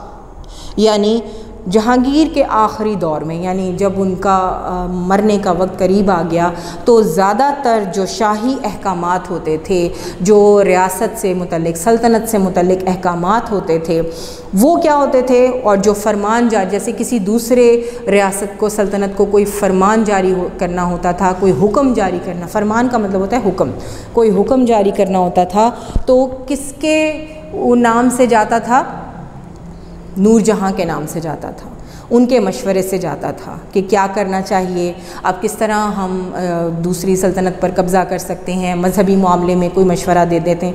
1645 में नूरजहां का इंतकाल हुआ और उसे शाहदरा लाहौर में दफन किया गया। 1645 में नूरजहां का इंतकाल हुआ, तो 1645 में इनका क्या हुआ, वफ़ात, नूरजहां का। बहुत ही अच्छी और हेल्पफुल वाइफ थी ये, किसकी, शहज़ादा सलीम की। तो ये आपके छठे दिन का काम भी कंप्लीट हो गया, और अब हम इसको, आपको मैं दोबारा बता दूं कि आपने इसमें क्या करना है, क्योंकि मैं पिछले तमाम कामों को आपको रिवाइज़ करवाती आ रही हूँ कि आपने जो भी काम करना है उसको याद रखना है, उसके आपने MCQs बनाने हैं, उसके आपने 5 शॉर्ट क्वेश्चंस बनाने हैं, और जनाब आपने अच्छे तरीके से उसको ज़हन नशीन करना है, और डेट वाइज उसका आपने क्रोनोलॉजिकल मैप भी बनाना है। तो अब हमारा आएगा 7वें दिन का काम, ठीक है, और वो भी पढ़ाई है। देखें, अगर आप गौर से इसको पढ़ेंगे ना, जो आपको मैं पढ़ा रही हूँ, तो मेरा नहीं ख्याल कि आपको किसी ख़ास सवाल की ज़रूरत रह जाएगी। आपके जहन में कहानी की तरह से स्टेप बाय स्टेप हर चीज़ मौजूद होनी चाहिए, और अगर आप उसको एक कहानी की तरह पढ़ेंगे तो आपके लिए वो, जैसे आपको अभी तक ग्रीडी डॉग याद है, आपको अभी तक थर्स्टी क्रो याद है, हर चीज़ याद है ना आपको, तो इसी तरह आपको ये पूरा मुग़लिया सल्तनत का जो इस्तेहकाम है ये भी याद रहेगा। तो अब हमारा 7वें दिन का काम शुरू हो रहा है, जहांगीर और नूरजहां के दौर की सकाफ़त, कल्चर, ठीक है। सकाफ़त किसको कहते हैं, कल्चर को कहते हैं। तो ये आपके 7वें दिन का काम है। अज़ीज़ तलबा व तालिबात, 7वें दिन का काम जो कि पढ़ाई है, अब हम शुरू करते हैं। आज जो टॉपिक हम पढ़ने जा रहे हैं वो है जहांगीर और नूरजहां के दौर की सकाफ़त। अब पिछले छठे दिन के काम में आपने इनके मुतालिक पढ़ लिया था कि जहांगीर, जिसका असल नाम शहज़ादा सलीम था और इसको शेख बाबा भी कहते थे, और ये किनके बेटे थे? शहंशाह अकबर के। और इनकी जो वालदा थी वो जोधाबाई थी, और शेख सलीम चिश्ती से अकीदत के तौर पर उन्होंने अकबर ने अपने बेटे का नाम सलीम रख दिया, जिनका असल नाम नूरुद्दीन मोहम्मद जहांगीर था, लेकिन इनको सलीम भी कहते थे। इनकी शादी नूरजहां से हुई और नूरजहां बहुत ही उम्दा खातून साबित हुई। आज हम पढ़ेंगे जहांगीर और नूरजहां के दौर की सकाफ़त। सकाफ़त का क्या मतलब होता है? कल्चर में रसूम व रवाज, तौर तरीके, वहाँ की जो मेन काम थे जो कि आप देख रहे हैं जैसा कि बोर्ड पर, कि शायरी, मुसव्वरी कैसी थी, फ़न तामीर और मौसीक़ी। अब इन चीज़ों में शहंशाह जहांगीर और उनकी ज़ौजा नूरजहां ने कौन कौन सी अहम खिदमात अंजाम दी। शायरी। जहांगीर फ़ारसी अदब और शायरी का दिलदादा था। जहांगीर को उलूम फ़ितरत पर सनद समझा जाता है। इसकी किताब तुज़्के जहांगीरी को फ़ारसी अदब में बहुत अहम मुकाम हासिल है। ये तुज़्के जहांगीरी जहांगीर ने एक किताब लिखी थी और तकरीबन ये उसकी सारी ज़िंदगी की सवाने हयात टाइप, या जिसे कहते हैं कि अपनी ज़ात पर लिखी हुई एक किताब थी, और उसने उसमें फ़ारसी अदब में इसको बहुत अहम मकाम हासिल है इस किताब को, और इसका इल्मी ज़ौक़ भी बहुत बुलंद था। इस दौर की लिखी हुई तहरीरें अब भी मौजूद हैं। जहांगीर के अहद में, अहद कहते हैं दौर को, ठीक है, अहद का मतलब है दौर। जहांगीर के अहद में फ़ारसी ज़बान व अदब पर बहुत काम हुआ। नूरजहां भी अच्छी शायरा थी और बहुत अच्छा अदबी ज़ौक़ रखती थी।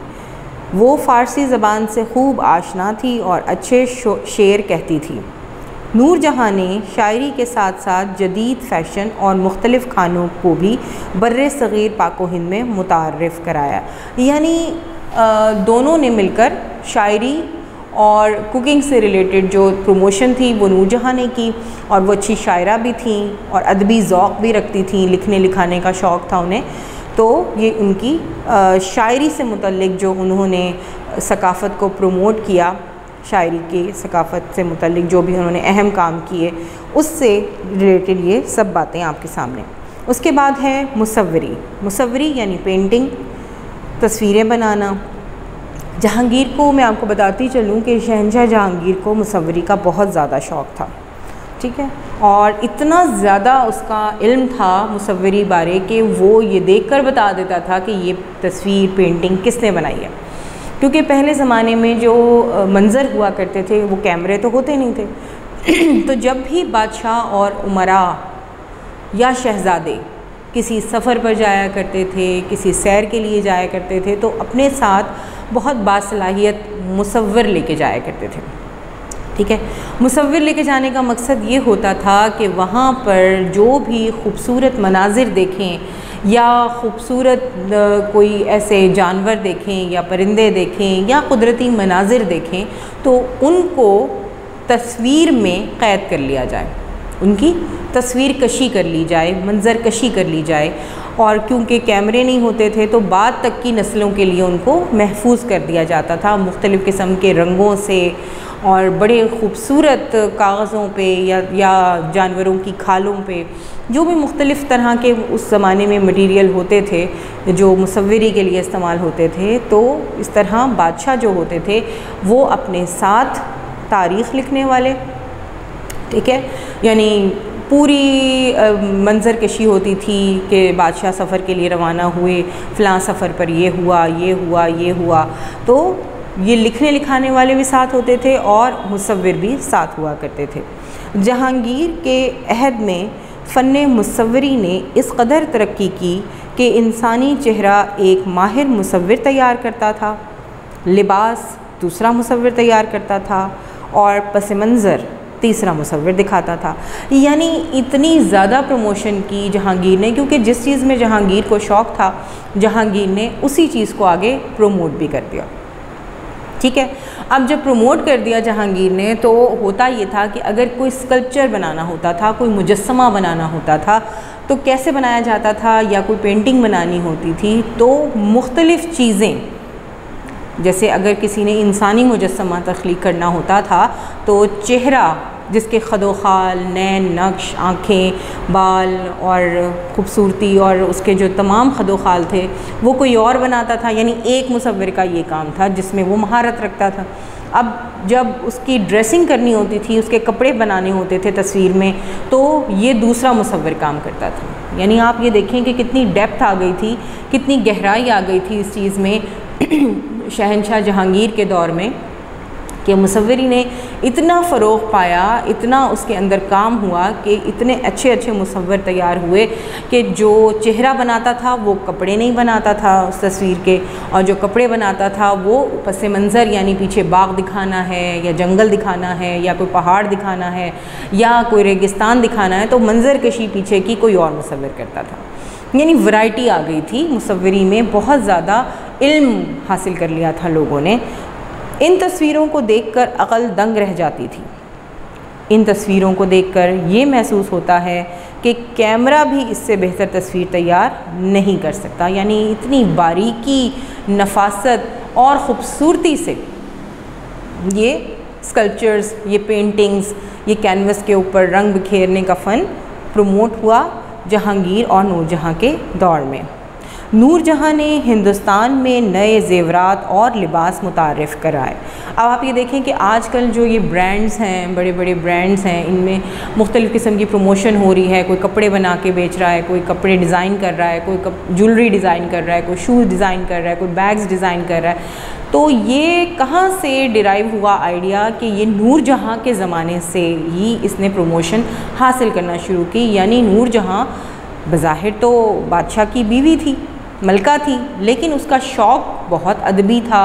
वो शायरा भी थी, मुसन्निफ़ा भी थी, वो मुल्क के निज़ाम नज़्म व नस्क़ को भी संभालती थी।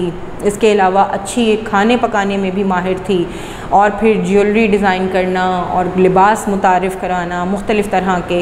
यानी उसका ये शौक़ जो था कि मैं नए नए तरह की चीज़ों के बारे इल्म हासिल करूँ, तो उसने बरसग़ीर में, हिंदुस्तान में बहुत ही खूबसूरत ज़ेवरात और लिबास मुतारिफ़ करवाए, यानी इंट्रोड्यूस करवाए। मुग़लिया दबिस्तान मुसव्विरी जहांगीर के अहद हुकूमत में इसके ज़ाती ज़ौक़ व शौक़ से बावन उरूज को पहुँचा। दबिस्तान मुसव्विरी यानी मुसव्विरी का इल्म। दबिस्तान मुसव्विरी ये नया लफ्ज़ है, इसको कैसे पढ़ेंगे? दाल बे सीन ते अलिफ्ता दबिस्तान मुसव्विरी। आपको पढ़ना आना चाहिए, आपने उसकी प्रैक्टिस करनी है। दबिस्तान मुसव्विरी यानी इल्म का मजमुआ। ठीक है, इल्म किसका इल्म? मुसव्विरी का इल्म जो था वो जहांगीर के और नूरजहाँ के दौर में बहुत बामे उरूज को पहुँचा, बहुत बुलंदी पर पहुँचा। यानी उसको बहुत ज़्यादा प्रमोट किया गया। क्यों? क्योंकि बादशाह जहांगीर जो थे वो बहुत इंटरेस्टेड थे मुसव्विरी में, पेंटिंग में, यानी उनको तस्वीरें बनाने का बहुत शौक़ था। वो सफ़र में भी मुसव्विर अपने साथ रखता था। देखें वही बात जो मैंने अभी आपको ये लेक्चर स्टार्ट करने से पहले बताई कि बादशाह जब भी जाया करते थे तो अपने साथ मुसव्विर लेकर जाया करते थे। तो उसको ये शौक़ था कि वो अपने साथ मुसव्विर रखता था। जहाँ कोई ख़ूबसूरत फूल, परिंदा या जानवर नज़र आता वो उनकी तस्वीरें तैयार करवा लेता था। यानी जैसे मैंने आपको बताया कि जहाँ बादशाह को ख़ूबसूरत जगह नज़र आई, जैसे हाथी पे सवार होकर बादशाह सलामत जा रहे हैं सैर के लिए, तफरी के लिए, या एक मुल्क से दूसरे मुल्क सफ़र करने के लिए कई कई महीनों सफ़र होता था, और बाकायदा फ़ौजें साथ जाती थीं, बाकायदा घोड़े साथ जाते थे, खाने का सामान और माहिर खाना पकाने वाले बावर्ची। तो जहाँ रास्ते में कोई बादशाह की नज़र से खूबसूरत मंज़र गुज़ार तो बादशाह इशारा कर देते थे कि रुक जाओ, यहाँ हम क़याम करेंगे। और फिर वहाँ मंजर कशी करवाते थे कि जाओ इस फूल की तस्वीर बना कर लाओ, और बड़े बड़े इनाम व इकराम से नवाजा जाता था मुसव्विरों को। जहांगीर को तस्वीरों की ये ऊपर एक लाइन है, एक बार जहांगीर ने एक शेर की आंख में गोली मारकर इसे हलाक कर दिया। इसके दरबारी मुसव्विर ने ये मंज़र हमेशा के लिए महफूज कर लिया। अब आप अंदाज़ा लगाएं कि जब शिकार पे जाते थे ये बादशाह, तो वहाँ पर एक मर्तबा ये जहांगीर ने बंदूक से, ठीक है, पहले जो ज़माने की जो बंदूक होती थी वो भी आज आपको म्यूज़ियम में नज़र आ जाएंगी, तो उससे गोली मारकर एक शेर का शिकार किया और उस शेर की आँख में वो गोली लगी, और उसके बाद मुसव्विर ने उसी खून बहते हुए शेर की मंजर कशी कर ली, उसको तस्वीर में महफूज कर लिया। जहांगीर को तस्वीरों की इस कदर पहचान थी कि वो तस्वीर देखकर बता सकता था कि वो किस मुसव्विर की तैयार की हुई है। यानी इतना शौक़ और इतना उसके अंदर हुनर था और जजमेंट थी उसकी कि वो तस्वीर देखकर बता देता था कि ये तस्वीर किस मुसव्विर के हाथ की है, यानी ये स्ट्रोक्स किसने लगाए हैं। स्ट्रोक्स का मतलब होता है जब आप ड्राइंग करते हैं, कोई भी पेंटिंग बनाते हैं, तो उसमें जो रंगों के और ब्रश के साथ जो आप रंग भरते हैं या उसकी ड्राइंग करते हैं कोई स्केच के, तो उसके ऊपर जो ख़त खींचे जाते हैं वो बता देता था देख के कि ये किस मुसव्विर की तैयार की हुई है। उस्ताद मंसूर जो जानवरों का मुसव्विर था, उसका दरबारी मुसव्विर था। ये आप जहन में रखते जाया करें। मैं जो भी पॉइंट आपको पढ़ाती हूँ आपको याद रहने चाहिए कि मैम ने क्या पढ़ाया था, और हर एक टॉपिक में कोई ना कोई अहम बात है। यानी कौन सा? मंसूर, किस मुसव्विर का नाम लिया गया है? मंसूर। मंसूर जो था वो एक बहुत ही जाना माना मुसव्विर था, और उसका दरबारी मुसव्विर भी था, और सफ़र पे भी उसके साथ जाया करता था।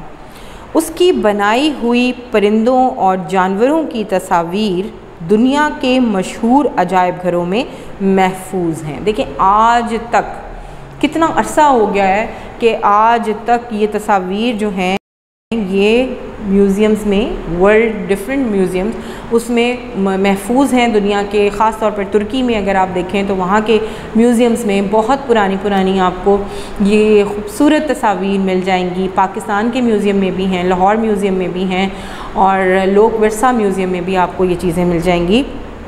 उसके बाद तीसरा पॉइंट है फ़न तामीर।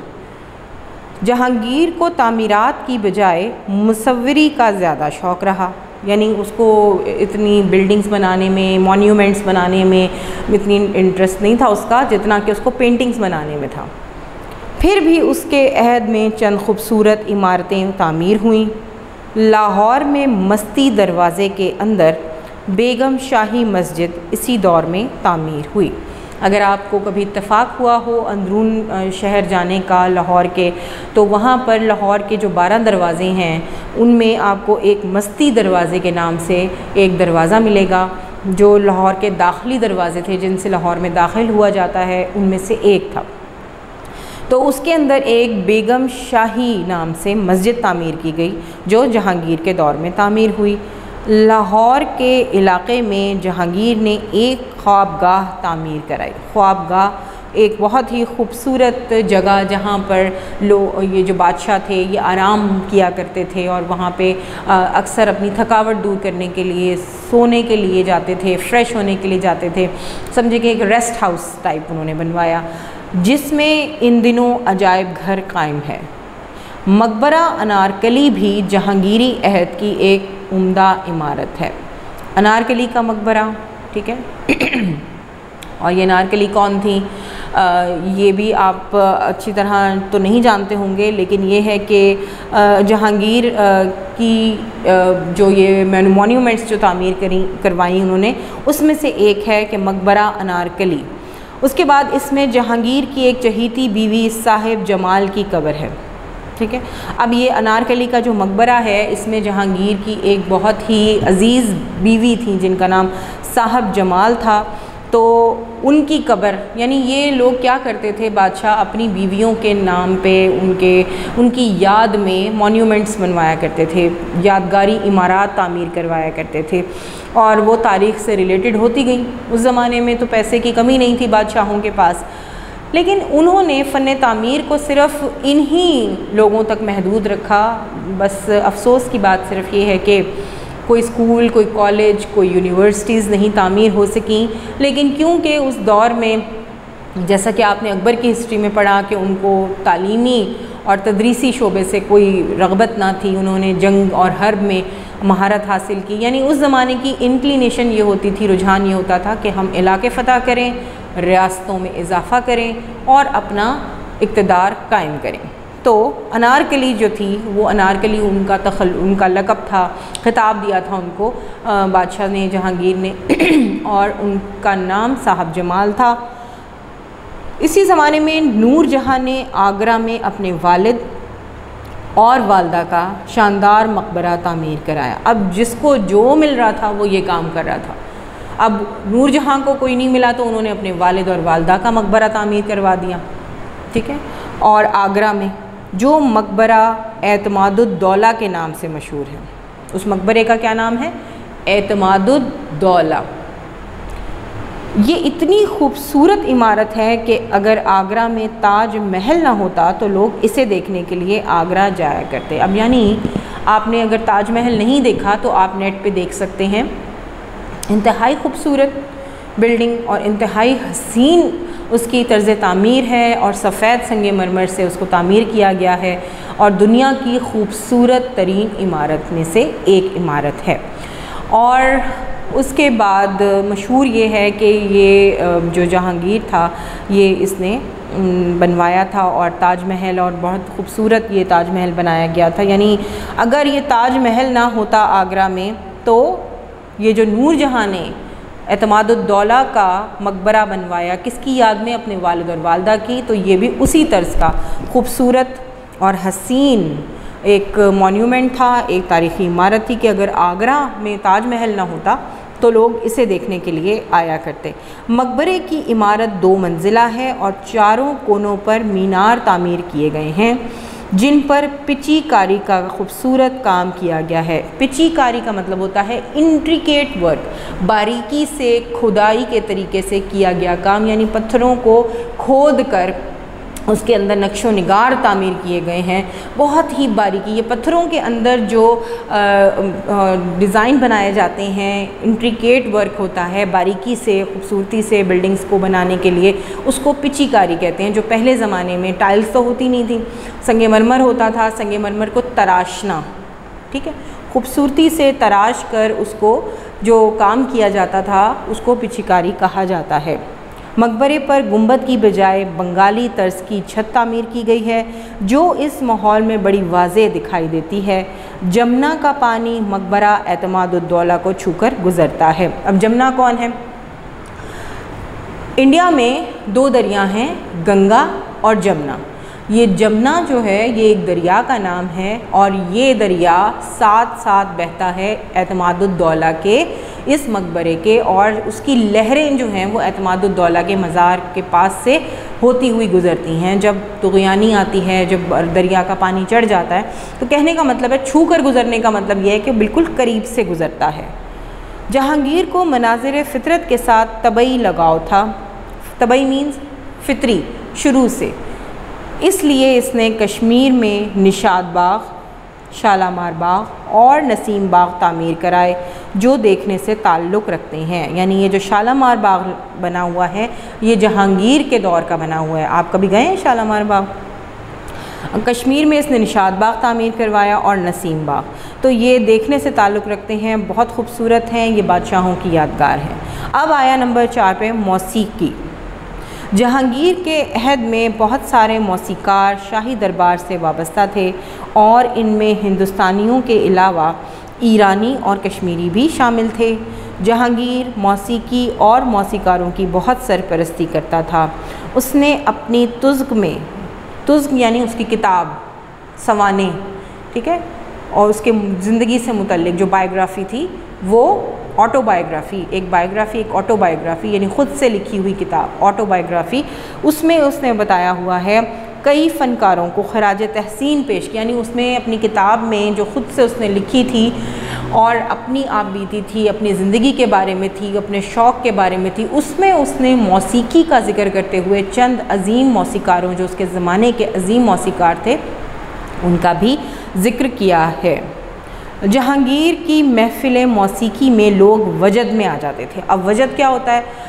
बिल्कुल दुनिया से लाताल्लुक़ हो जाना और अल्लाह से लौ लगा लेना, और ऐसी कैफ़ियत तारी हो जाए जिसमें आपको दुनियावी सोचें, दुनियावी एहसासात और दुनिया के लोगों से आपका राब्ता ख़त्म हो जाए और आप अल्लाह के लिए वक्फ़ हो जाएं।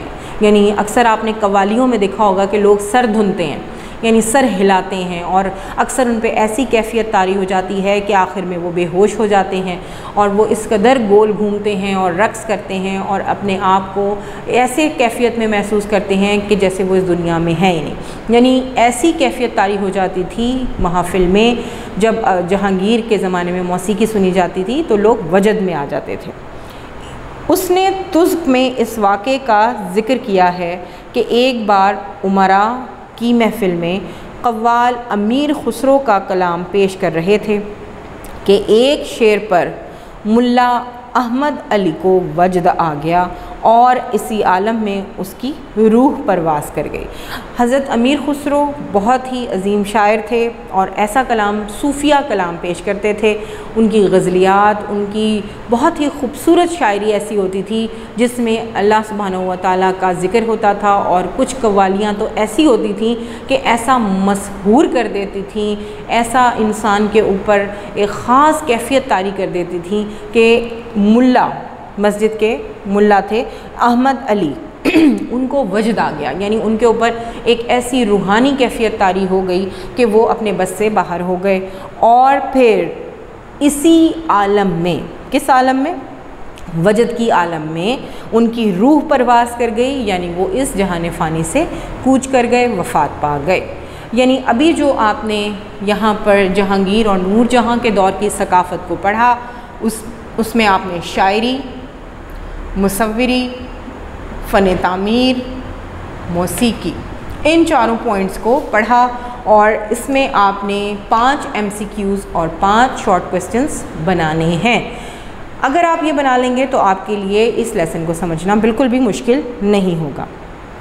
अब आ जाते हैं अगले पॉइंट की तरफ। इंसाफ की फराहमी के लिए जहांगीर का जज्बा, यानी अपनी रियाया को इंसाफ देने के लिए जहांगीर का क्या जज्बा था।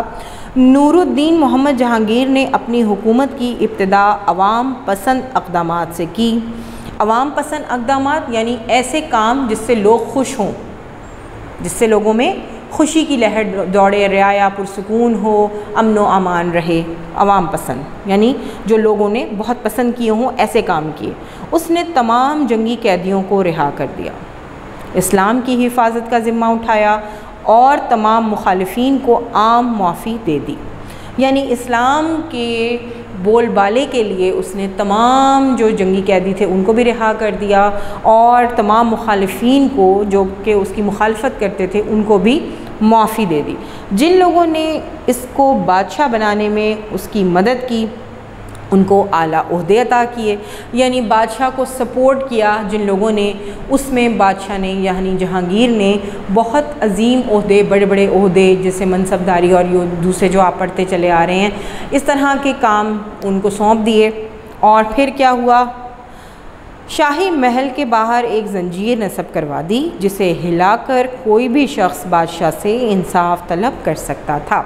यानी बादशाह तक आम रियाया की रसाई बहुत आसान हो गई। महल के बाहर एक घंटी नस्ब हो गई कि जब कोई भी गरीब, कोई भी ज़रूरतमंद, कोई भी परेशान हाल शख्स बादशाह से मिलने आना चाहता था, बादशाह को अपनी रुदात सुनाना चाहता था, तो वो घंटी हिला दिया करता था और वो बादशाह के महल के अंदर गूंजती थी, और इससे पता चल जाता था कि कोई ज़रूरतमंद है जो महल में बादशाह से बात करना चाहता है। वफ़ात। शहंशाह मोहम्मद जहांगीर की वफ़ात 1627 ईस्वी में हुई। 1627 ईस्वी में जहांगीर की तबीयत अचानक ख़राब हो गई। उसका इंतकाल लाहौर में हुआ और शाहदरा लाहौर ही में मकबरा तामीर हुआ। आपने देखा है कि कभी आप शाहदरा के बिल्कुल पास ही जहांगीर का मकबरा है, आप अक्सर गए भी होंगे, जो गए हैं वो खुश भी हो रहे हैं, मुझे पता है, उनको पता है कि ये रेफरेंस दिया है, और जो नहीं गए तो जब हालात ठीक हो जाएं तो आप ज़रूर विज़िट करें। ये जो मॉन्यूमेंट्स होती हैं, तारीख़ी इमारत होती हैं, इनमें बहुत बड़ी हिस्ट्री होती है। तो अब ये हमारा जो 7वें दिन का काम था उसमें हमने शहंशाह जहांगीर और नूरजहाँ के दौर की सकाफ़त को पढ़ा, और इससे पहले हमने नूरुद्दीन मोहम्मद जहांगीर और नूरजहाँ को पढ़ा। उससे रिलेटेड सारी चीज़ें आपने अपने जहन में बिठानी हैं कि पैदाइश कब हुई जहांगीर की, फिर उसके बाद उसका क्या शौक़ था, उसने किस तरह अपनी ज़िंदगी में क्या क्या अहम काम किए, बीवी कौन थी, बीवी के अंदर क्या खसूसियात थीं, उसके बाद इन दोनों के दौर में शायरी, मुसव्वरी, फ़न तामीर, मौसीकी और दीगर चीज़ों में क्या क्या इम्प्रूवमेंट्स हुई। इम्पॉर्टेंट पॉइंट ये है कि जहांगीर और नूरजहाँ के दौर में जो सबसे ज़्यादा फ़रोग़ पाई वो मुसव्वरी का शोबा था, कि जिसमें अगर एक अपने मुसव्वरी में कोई भी तख्लीक़ करता था तो उसके बाद वो दूसरा शख्स जो था वो ड्रेसिंग करता था और तीसरा शख्स जो था वो मंज़र कशी करता था। तो इस तरह आपने ये सारा पढ़ लिया। उसके बाद इंसाफ की फराहमी के लिए जहांगीर के दौर में क्या चीज़ें हुई, और सबसे इम्पॉर्टेंट चीज़ जो थी वो ये थी कि जहांगीर ने एक घंटी नस्ब करवा दी थी, एक ज़ंजीर नस्ब करवा दी थी, जिसको हिलाने से उसके महल में एक बेल होती थी वो बज जाती थी, और फिर उस ज़ंजीर को हिलाने का मतलब ये होता था कि कोई ज़रूरतमंद जो है वो बादशाह के महल तक रसाई करना चाहता है। तो ये 1627 में ख़त्म हो गया सिलसिला, क्योंकि जहांगीर की डेथ हो गई और इसका जो मकबरा है वो लाहौर शाहदरा में बनाया गया, जिसके आज भी आप जाएं तो वहाँ पर जहांगीर का मकबरा मौजूद है दरियाए रावी के करीब। तो ये था जहांगीर और नूरजहाँ का दौर जो हमने पढ़ लिया। अब आपके 7वें दिन का काम ख़त्म हुआ और आपने इसको अच्छे तरीके से याद करना है।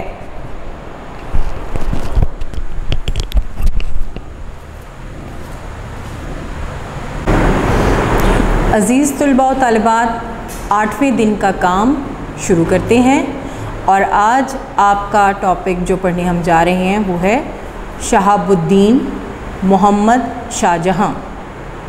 शहाबुद्दीन मोहम्मद शाहजहाँ 5वां मुग़ल बादशाह, और ये शहज़ादा सलीम या मोहम्मद जहांगीर जो शहंशाह जहांगीर थे उनका और नूरजहाँ का बेटा था।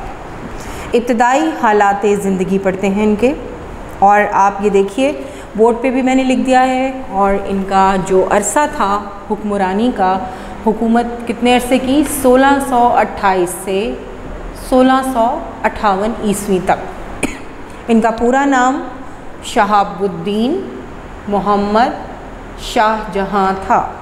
क्या नाम था? शहाबुद्दीन मोहम्मद शाहजहाँ, और ये 5वें मुग़ल बादशाह थे। इब्तदाई हालात ज़िंदगी, यानी 1627 में जहांगीर का इंतकाल हुआ और जनवरी 1628 में जहांगीर का बेटा शाहजहाँ बादशाह बना। शाहजहाँ का असल नाम खुर्रम था। असल नाम क्या था इनका? खुर्रम था, और ये इनका खिताब था जो इख्तियार किया था इन्होंने शाहजहाँ का। तख्तनशीन होने के बाद इसने शहाबुद्दीन मोहम्मद शाहजहाँ का लक़ब इख्तियार किया। खिताब नहीं, लक़ब इख्तियार किया। शहाबुद्दीन ने मोहम्मद शाहजहाँ का लक़ब इख्तियार किया। शहज़ादा खुर्रम की विलादत 1592 में लाहौर में हुई। अकबर की एक बीवी रुक़ैया सुल्ताना ने इसे गोद लिया। गोद लिया का मतलब इनकी परवरिश की ज़िम्मेदारी ली, और ये अकबर की बीवी थी। शहनशाह अकबर का तो इंतकाल हो चुका था, तो ये एक तरह से इनकी दादी लगी। तो उन्होंने, जिनका नाम रुक़ैया सुल्ताना था, उन्होंने इनको गोद लिया। खुर्रम की तालीम व तरबियत की तरफ खुसूसी तवज्जो दी गई। बहुत से आलिम और फाजिल लोगों को उसे तालीम देने पर मामूर किया गया। खुर्रम ने जल्द ही मुरव्वजा तालीम से फ़राग़त हासिल कर ली और फ़न सिपाहगरी सीखने की तरफ तवज्जो दी। अब देखिए मुरव्वजा का क्या मतलब होता है। मुरव्वजा का मतलब होता है उस वक्त की राइज तालीमी तरीका। जैसे हमारे यहाँ आजकल इंग्लिश मीडियम, उर्दू मीडियम तरीका तदरीस है, और उस वक्त के ज़माने में जो इल्म हुआ करते थे वो मुरव्वजा तालीम जैसे उर्दू, हिंदी, फ़ारसी, अरबी, इस तरह की तालीम जो होती थी वो मुरव्वजा तालीम कहलाती थी, जो कि लिखत पढ़त के साथ होती थी। उनको इल्म रियाज़ी और दीगर फ़नून के साथ साथ ये चीज़ें सिखाई जाती थी। लेकिन उसके साथ जो उन्होंने अपने हुनर जो उनके हाथ में था, शमशीर ज़नी यानी जो तलवार चलाने का फ़न था वो सीखा, तीर अंदाज़ी यानी तीर कैसे चलाते हैं वो सीखा, नेज़ाबाजी भी सीखी, नेज़ा कैसे चलाते हैं, जैसे तीर से बड़ा होता है और इसके आगे भी एक कमान होती है और ये दुश्मन के ऊपर हमला करने के लिए इस्तेमाल होते हैं। यानी वो तमाम फ़न सीखे जो कि जंग में, हर्ब में यानी कि जंग के दौरान इस्तेमाल होते हैं। इसके अलावा जो तदरीसी तालीम थी उसमें भी उन्होंने काफ़ी महारत हासिल की। 1610 में खुर्रम की पहली शादी हुई और 1612 ईस्वी में उसकी दूसरी शादी अर्जमंद बानो से हुई। अर्जमंद बानो बीवी का नाम था, जिसके मुतल्लिक आगे आपको डिटेल में बताया जाएगा। तो कुछ बीवियां इनकी, यानी ये एक शादी नहीं किया करते थे। जो मुग़ल बादशाह थे ये कई शादियां किया करते थे, और इनमें जो पहली बीवी थी शहाबुद्दीन मोहम्मद शाहजहाँ की, उसका ज़िक्र तो नहीं है इतना, लेकिन दूसरी शादी जो 1612 में की और उनका नाम था अर्जुमंद बानो, और बाद में इनको मुमताज़ महल का ख़िताब दिया गया। उन्हीं दिनों उसे वली अहद के लिए मखसूस जागीर मिली। यानी वली अहद का क्या मतलब है कि जो बादशाह की जायदाद अपने बेटे के लिए मुख्तस थी वो उनको मिल गई। शहज़ादा खुर्रम ने जहांगीर के अहद में नहायत अहम नौइयत की मुहिम्मात सर की। इनमें मेवाड़ के राजा को इताअत पर मजबूर करना और दक्कन में अहमद नगर के हाकिम को मुग़ल दुश्मनी से बाज रखना शामिल हैं। ठीक है, यानी मेवाड़ के जो राजा थे वो मान नहीं रहे थे इताअत कबूल करने को शहाबुद्दीन मोहम्मद शाहजहाँ की। तो इन्होंने जहांगीर के दौर में उन्होंने काफ़ी ज़ोर ज़बरदस्ती से उन्हें अपनी रियासत में शामिल कर लिया और इताअत भी करवा ली। जहांगीर भी शहज़ादा खुर्रम की सलाहियतों का मोतरिफ़ था। जहांगीर यानी वालिद, मोहम्मद शाहजहाँ का वालिद जहांगीर भी मोतरिफ़ था, यानी मानता था कि मेरा बेटा बहुत काबिल है, बहुत गुणों वाला है, बहुत उसके अंदर क्वालिटीज़ हैं। मोतरिफ़ का मतलब होता है एतराफ़ करने वाला। ठीक है, मोतरिफ़ एतराफ़ करने वाला, मान लेने वाला, मानने वाला, एतराफ़ करने वाला यानी रिकग्नाइज़ करने वाला कि भाई हाँ वाकई में कोई क्वालिटीज़ थी। अब आगे चलते हैं। जहांगीर भी शहज़ादा खुर्रम की सलाहियतों का मोतरिफ़ था और हर लिहाज से इसकी हौसला अफजाई करता था। तो ये हो गया उसका इंट्रोडक्शन। इब्तदाई हालात कि कब पैदा हुआ। ज़ाहिर है जब एक बादशाह मरता है, इंतकाल करता है, तभी दूसरा बादशाह उसकी जगह संभालता था। तो 1627 में जहांगीर का इंतकाल हुआ और फिर तख्त नशीनी किसके हाथ आई? जहांगीर के बेटे मोहम्मद शाहजहाँ। तो ये इंट्रोडक्शन था। आप ये देखें, पैदाइश, तालीम, शादी, और फिर अब आएगा शाहजहाँ का दौरे मुग़लिया। शाहजहाँ का दौरे हुकूमत मुग़लिया दौर का सुनहरी दौर था। शाहजहाँ का दौरे हुकूमत मुग़लिया दौर का सुनहरी ज़माना कहलाता है क्योंकि इसे एक वसी और खुशहाल रियासत विरसे में मिली थी। रियासत में अमन व अमान था। शाहजहाँ एक पढ़ा लिखा और सुलझा हुआ इंसान था। वो एक फ़र्ज़ शनास का मतलब होता है अपने फ़राइज़ को बखूबी अदा करने वाला, और जफ़ाकश हुक्मरान था। जफ़ाकश मेहनती, मेहनत करने वाला, यानी ये नहीं कि सिर्फ़ अपनी ही ज़ात में मगन और अपने आराम और आसाइश का ख्याल नहीं, बल्कि मेहनत करने वाला हुक्मरान था। वो आला इंतज़ाम सल्तनत नज़्म नस्क और अदल इंसाफ के लिहाज से दूसरे हुक्मरानों से बहुत बेहतर था। यही बात कि इससे पहले जो भी हुक्मरान गुज़रे हैं, जिनमें बाबर, फिर हुमायूं, फिर शहनशाह अकबर और फिर जहांगीर, इनमें से जो एक सिमिलैरिटी थी वो इसमें नहीं आई। यानी इसने बहुत आराम पसंदी का मुजाहरा नहीं किया बल्कि काम किए काफ़ी, और अदल इंसाफ, नज़्म नस्क यानी डिसिप्लिन मेंटेन किया और एडमिनिस्ट्रेटिव वर्क बहुत ज़्यादा किए। शाहजहाँ के दौरे हुकूमत में सनत व हिरफत, तिजारत, फ़न तामीर और इल्म अदब में बहुत तरक्की हुई। ठीक है, इन चीज़ों में काफ़ी ज़्यादा तरक्की हुई। शाहजहाँ ने दरबार में गैर इस्लामी रसूमात और सजदा ताज़ीमी को ख़त्म कर दिया। यानी शाहजहाँ ने अपने दौर में जो फजूल रसूमात थी, जो हिंदू रसूमात इस्लामी रसूमात में शामिल हो गई थी, उनको ख़त्म कर दिया, और सजदा ताज़ीमी जो शहनशाह अकबर ने जो दीन अकबरी या दीन इलाही के नाम से मुरव्वज करवाया था, उसका ख़ात्मा कर दिया। अव्वल तो उसका ख़ात्मा शहनशाह अकबर की मौत के साथ ही हो गया था, लेकिन कुछ पैरोकार जो बाकी थे उन्होंने इसकी प्रैक्टिसेस जारी रखी थी, जो कि शाहजहाँ अपने दौर में मुकम्मल तौर पर ख़त्म करना चाहता था। तो इसने उस दीन इलाही को ख़त्म कर दिया जो अकबर का दीन बनाया गया, अकबर ने बनाया था। सिर्फ़ सजदा किसके लिए? अल्लाह तबारक व तआला के लिए है। उसने कमरी सन राइज किया, ठीक है, कमरी सन राइज किया। उसने अपने दरबार में इस्लामी तकरीबात बड़े अहतमाम से मनाने का एहतमाम किया। और फिर कमरी सन यानी चाँद के जो महीने थे, चाँद के जो साल थे, उसको मुतारिफ़ करवाया। शाहजहाँ दौर की सकाफ़त और फ़न तामीर। शाहजहाँ दौर की सकाफ़त और फ़न तामीर का मुख्तसर खाका ये है। नंबर 1 यानी उसके दौर, जैसे अभी आपने पढ़ा था ना, जहांगीर और नूरजहाँ के दौर की सकाफ़त, यानी उन्होंने अपनी कल्चर को प्रमोट करने के लिए क्या क्या इक़दामात किए। तो अब जो हमारा टॉपिक आ रहा है वो क्या है कि शाहजहाँ ने अपने दौर में किस किस तरह अपनी सकाफ़त को प्रमोट किया। ठीक है, कल्चर का मतलब तो आप जानते हैं सकाफ़त है, और उसने किस तरह प्रमोट किया। अब यहाँ आएगी हेडिंग शाहजहाँ दौर की सकाफ़त। सकाफ़त से है और इसका मतलब है कल्चर, और फ़न्ने तामीर यानी कौन कौन सी इमारत तामीर की गई और क्या क्या हुआ। अब हम पढ़ते हैं। शाहजहाँ का अहद हुकूमत मुग़लिया दौर की सकाफ़त, ठीक है, और फ़न तामीर के उरूज का ज़माना था। यानी इतनी ज़्यादा प्रमोशन हुई सकाफ़त की इस दौर में, और फ़न तामीर को भी बड़ा उरूज हासिल हुआ। उसने आगरा में अपनी चहेती बीवी मुमताज़ महल की कब्र पर ताज महल तामीर करवाया। आपको याद है जो अभी हम पढ़ के गए हैं 7वें दिन के काम में नूरजहाँ और जहांगीर को, कि नूरजहाँ ने एतमादुद्दौला का मकबरा आगरा में तामीर करवाया कि अगर ताज महल ना होता तो लोग उसे देखने के लिए आते। तो ताज महल बाद में बना था।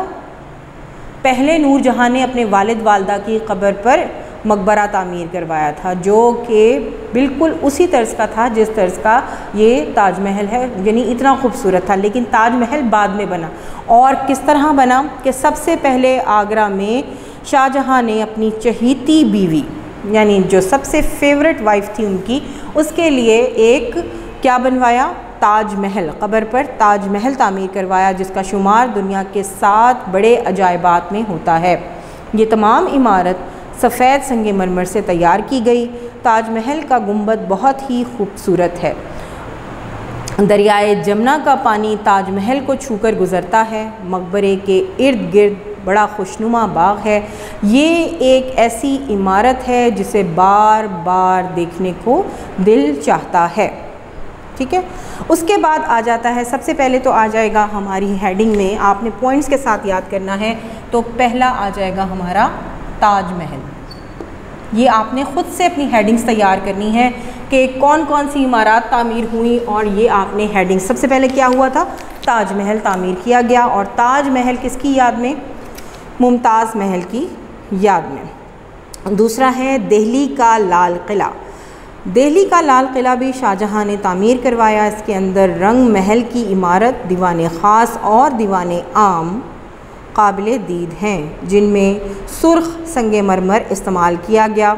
शाहजहां ने दिल्ली में जामे मस्जिद भी तामीर करवाई। ये बहुत ही खूबसूरत किस्म की इमारत हैं जो आज भी इंडियन हिस्ट्री के साथ हैं और वहाँ पर लोग दूर दूर से इनको देखने के लिए आते हैं। तो दूसरे नंबर पे क्या आ गया? लाल किला। और इसके बाद क्या आ गया? इसके अंदर ही रंग महल की इमारत थी, दीवाने ख़ास दीवाने आम था। और फिर इसके बाद आ जाती है दिल्ली की जामे मस्जिद।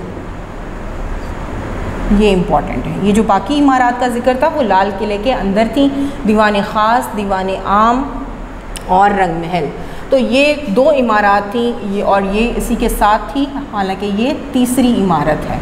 ठीक है, तो सबसे पहले ताजमहल, फिर लाल किला, दिल्ली की जामे मस्जिद। अब आ जाते हैं शाहजहां ने लाहौर में शालामार बाग तामीर करवाया।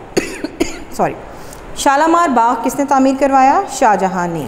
ठीक है, वो जो शालामार बाग हमने उसमें पढ़ा है 7वें दिन के काम में जहांगीर में, तो वो कश्मीर में तामीर उन्होंने बनाया था। ये है शाहजहां के दौर का शालामार बाग जो लाहौर में तामीर करवाया गया, जिसका शुमार दुनिया के खूबसूरत बागों में होता है। बाग के अंदर नहरें और फव्वारे रवां हैं मतलब चल रहे हैं। लाहौर में इसी अहद में जहांगीर का मकबरा तामीर हुआ। इसके कोनों पर 4 मीनार हैं, मकबरे के गिर्द खूबसूरत बाग हैं। यानी शाहजहां ने अपने वालिद के नाम पर भी एक मकबरा तामीर करवाया, जहांगीर का मकबरा जिसको कहते हैं, जो शाहदरा लाहौर में वाक़ है। और इसके चारों कोनों पर मीनार हैं और ख़ूबसूरत बाग भी हैं इस मकबरे में। अब है नंबर 4, यानी सबसे पहले जो नंबर 3 था वो आप जहन में रखिएगा कि शालामार बाग। अब यहाँ पर हम इसको नंबर 4 कर देते हैं। ठीक है, ये इमारत बहुत सारी हैं। शालामार बाग हो गया इसके अंदर, और फिर जहांगीर का, यानी ये वो चीज़ें हैं जो आप नंबरिंग से नहीं भी करेंगे ना तो आपके फिंगर टिप्स पे होनी चाहिए। जहांगीर का, और जहांगीर कौन था? शाहजहां का वालिद शहज़ादा सलीम, जो मर गया था 1627 में, और इसका मकबरा तामीर करवाया इसके बेटे शाहजहां ने। मकबरा जहांगीर के करीब ही इसके वज़ीर और मलका नूरजहां के भाई आसिफ जाह का मकबरा है। इसका गुंबद बल्बनुमा है। नूरजहां का मकबरा भी शाहदरा लाहौर में वाक़ है। ये बड़ी हवादार इमारत है। शाहजहां के अहद में लाहौर के किले में शीश महल तामीर हुआ। शीश का मतलब है शीशे से बना हुआ। ठीक है, शीश महल आपने देखा है किसी ने? शीश महल बहुत खूबसूरत है, चारों तरफ शीशे से बहुत हसीन काम किया गया है। यानी कोई भी वहाँ पर अगर चला जाए तो उसको चारों कोनों में अपना अक्स नज़र आता है। छोटे छोटे बारीक शीशों को काट कर तराश कर खूबसूरत इमारत बनाई गई है। तो शीश महल तामीर हुआ। इसमें शीशे इस तरीके से लगाए गए हैं कि देखने से ताल्लुक़ रखते हैं। शीश महल के करीब ही 9 लखा दरी 9 लखा 12 दरी की इमारत है।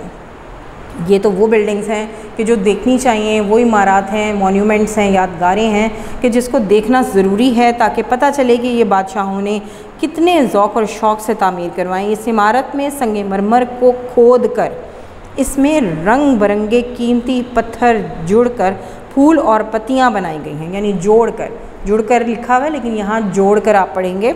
यानी इतना इंट्रिकेट बारीक काम, नफीस काम के संगे मरमर को तराश कर, उस ज़माने में तो इतने लेटेस्ट टूल्स भी नहीं होते थे, तो सोचें कि मज़दूरों ने हाथ से सारा काम किया होगा, उसको पत्थरों को तराशा होगा, तोड़ा होगा, उसके अंदर कीमती पत्थर जुड़े होंगे, जड़ ना एम्बॉडीड, यानी उसके अंदर जोड़े गए होंगे। उसके तराशने के बाद उसको फ़िक्स किया होगा पत्थरों को, और कितना मेहनत तलब काम है।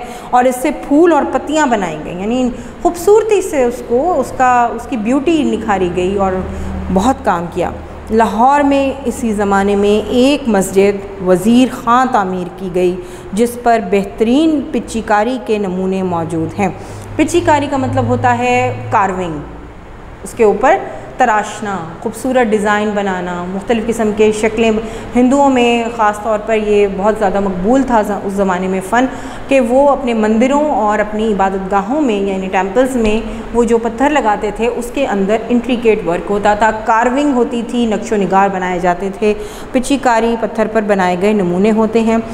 इस मस्जिद के मीनार अपनी वज़ाक़ता के लिहाज से मुनफरिद हैं। इस इमारत पर ईरान के फ़न तामीर का असर नुमाया है, यानी ईरान से ऐसा लगता है जैसे ईरान से कारीगर बुलवाए गए थे, मज़दूर बुलवाए गए थे। और उस ज़माने में तो आर्किटेक्ट भी नहीं होते थे, तो सोचें किस तरह नक्शा बना होगा ये ताज महल का, लाल किले का, दिल्ली जामे मस्जिद का, कि इतनी हसीन इमारत और इतनी मज़बूत मटेरियल इनके अंदर लगा हुआ है कि इतनी मज़बूत है कि आज कितना ज़माना गुज़र चुका है और आज भी वो उसी तरह हमारे सामने मौजूद हैं और कितनी जनरेशन्स गुज़र गई हैं। तो ये देखिए कि कितनी मेहनत से ये बनाया गया होगा। शाहजहाँ ने ठट्टा में, ठट्टा एक इलाका है, पाकिस्तान का एक शहर है, एक ख़ूबसूरत मस्जिद तामीर कराई जिसके अंदरूनी गुंबद पर सब्ज़ रंग के हाशिए बहुत खूबसूरती से बनाए गए हैं। शाहजहाँ की बेटी जहाँ आरा बेगम ने आगरा में मस्जिद, जामे मस्जिद बनवाई। इसके ऊपर 3 गुंबद बने हुए हैं। शाहजहाँ की बेटी जहाँ आरा, क्या नाम था? जहाँ आरा। यानी उस ज़माने में जिसको जो शौक़ होता था वो फ़ाइनेंस को नहीं देखता था, बजट को नहीं देखता था, पैसों को नहीं देखता था, बस जो जिसके दिल में आता था। कोई अपने वालिद वालदा के लिए मलकाएँ बना रही हैं, एतमादुद्दौला का जो मकबरा बनाया था वो नूरजहाँ ने अपने वालिद वालदा के लिए बना लिया। कोई अपनी बीवी के लिए ताजमहल बना रहा है, कोई किसी की बेटी को शौक़ आया मस्जिद, जामे मस्जिद का, तो उसने जामे मस्जिद बनवा दी। 3 गुंबद थे इसके ऊपर। अब आएंगे शाहजहाँ की वस्त एशियाई पॉलिसी पर। ठीक है, शाहजहाँ की, ये आपका टॉपिक है, शाहजहाँ की वस्त एशियाई पॉलिसी। अब ये आपको यहाँ मैं ब्रीफ करती जाऊँ कि वस्त का मतलब होता है दरमियान में, यानी वो इलाके, वो रियासतें, वो शहर, वो मुल्क जो एशिया के दरमियान में वाक़ थे, शाहजहाँ ने उनके मुतल्लिक़ क्या पॉलिसी इख्तियार की। वस्त एशिया का इलाका मुग़लिया सल्तनत के बानी बाबर का वतन था। समरकंद और बुखारा जैसे इल्मी मराकज़ इसी इलाके में थे। समरकंद आज भी मौजूद है, बहुत इल्म फ़नून का मरकज़ रहा। वहाँ पर बहुत बड़े बड़े उलमा और बहुत बड़े बड़े जो ये मुग़लिया दौर के और इस्लामी जो मुसन्निफ़ थे, इस्लामी उलूम व फ़नून के माहिर थे, वहाँ पर उन्होंने काफ़ी अपनी इल्म की प्रमोशन की, उन्होंने पढ़ाया, स्टूडेंट्स को वहाँ पे जाते थे ख़ास तौर पे पढ़ने के लिए। तो ये मरकज़ कहलाता है इल्म हुनर का। चूँकि मुग़ल हुक्मरानों के जद्द अमजद का मतलब होता है बाप दादा, जैसे आपके दादा, उनके दादा, जद्दी पुश्ती कहते हैं ना, जद्दी पुश्ती। जद कहते हैं एंसेस्टर्स को, फोर फादर्स को, आबाओ अजदाद को, यानी पिछले बुज़ुर्गों की निस्बत इस इलाके से। निस्बत का मतलब है कि उनका ताल्लुक़, निस्बत का मतलब होता है ताल्लुक़। इसलिए यहाँ तसल्लुत कायम रखने की ख्वाहिश अक्सर मुग़ल हुक्मरानों के दिल में उठती थी। और फिर ये इलाका तिजारती नुक्ता नज़र से भी एक अहम तिजारती रास्ते पर वाक़ था। अब होता क्या था कि जो ये बादशाह होते थे, इनकी कोशिश होती थी कि ऐसे इलाकों में अपनी इजारादारी कायम कर लें जहाँ से इनको तिजारत में, अपने रियासत और सल्तनत की प्रमोशन में आसानी हो, इल्म भी सीखें, उनके ऊपर दस्तरस भी हासिल करें और फिर इक़्तिदार भी कायम करें। बाबर ने 3 बार, बाबर कौन था? इनका जद्द अमजद, यानी सबसे पहली पुश्त जो बादशाहत की शुरू होती है वो ज़हीरुद्दीन मोहम्मद बाबर। ज़हीरुद्दीन मोहम्मद बाबर ये वो वाले बाबर हैं। बाबर ने 3 बार समरकंद फ़तह किया मगर अपनी फ़तह बरकरार ना रख सका। यानी जो इनके दादा थे शाहजहाँ के, उन्होंने 3 बार अपनी ज़िंदगी में समरकंद फ़तह किया लेकिन बार बार उसको खो दिया। इसके जानशीन हिंदुस्तान में अपनी हुकूमती मसाइल को हल करने में उलझे रहे। जानशीन कौन थे? हुमायूं, हुमायूं के बाद अकबर, अकबर के बाद ये जो था उसके बाद सलीम यानी जहांगीर, और जहांगीर के बाद ये शाहजहाँ। यानी इन्होंने समरकंद की तरफ कोई तवज्जो नहीं दी। शाहजहाँ के पास दौलत की रेल पेल थी और मुल्क में अमन व अमान की सूरत हाल भी बेहतर थी। इसके दिल में वस्त एशिया पर हुकूमत कायम करने की ख्वाहिश पैदा हुई। अब इसने कहा कि चलो मुल्क में सुकून है, कोई काम करने को है नहीं, चलो ऐसा करते हैं कि जो इलाके हमारे दादा फ़तह नहीं कर सके, उन पे फ़तह कायम नहीं रख सकते, चलो हम ऐसा करते हैं, वहाँ पर चढ़ाई करते हैं, अपनी फ़ौज लेके जाते हैं और उनके ऊपर कब्ज़ा कर लेते हैं। 1645 में वस्त एशिया में नज़र मोहम्मद की हुकूमत थी। क्या नाम था? नज़र मोहम्मद वहाँ का हुक्मरान था। कहाँ का? वस्त एशिया में। उसकी हुकूमत अवाम में गैर मकबूल थी, यानी इतना पॉपुलर नहीं था, जिसके ख़िलाफ़ बगावत हो गई और फ़ौज और अवाम ने उसके बेटे अब्दुल अज़ीज़ को तख्त पर बिठा दिया। यानी बाप को हटा दिया। वस्त एशिया का जो मुल्क था जहाँ पर ये चढ़ाई करने जा रहे थे शाहजहाँ, जो नज़र मोहम्मद था उसको हटा दिया और उसके बेटे अब्दुल अज़ीज़ को वहाँ तख्त पर बिठा दिया वहाँ के लोगों ने। नज़र मोहम्मद ने शाहजहाँ से मदद तलब की। नज़र मोहम्मद जिसको हटा दिया था तख्त पे से बगावत करके उसके मुल्क के ही लोगों ने, तो उस नज़र मोहम्मद ने शाहजहाँ को आवाज़ दी कि आओ मेरी मदद करो और मुझे मेरा इक़्तिदार वापस लाओ।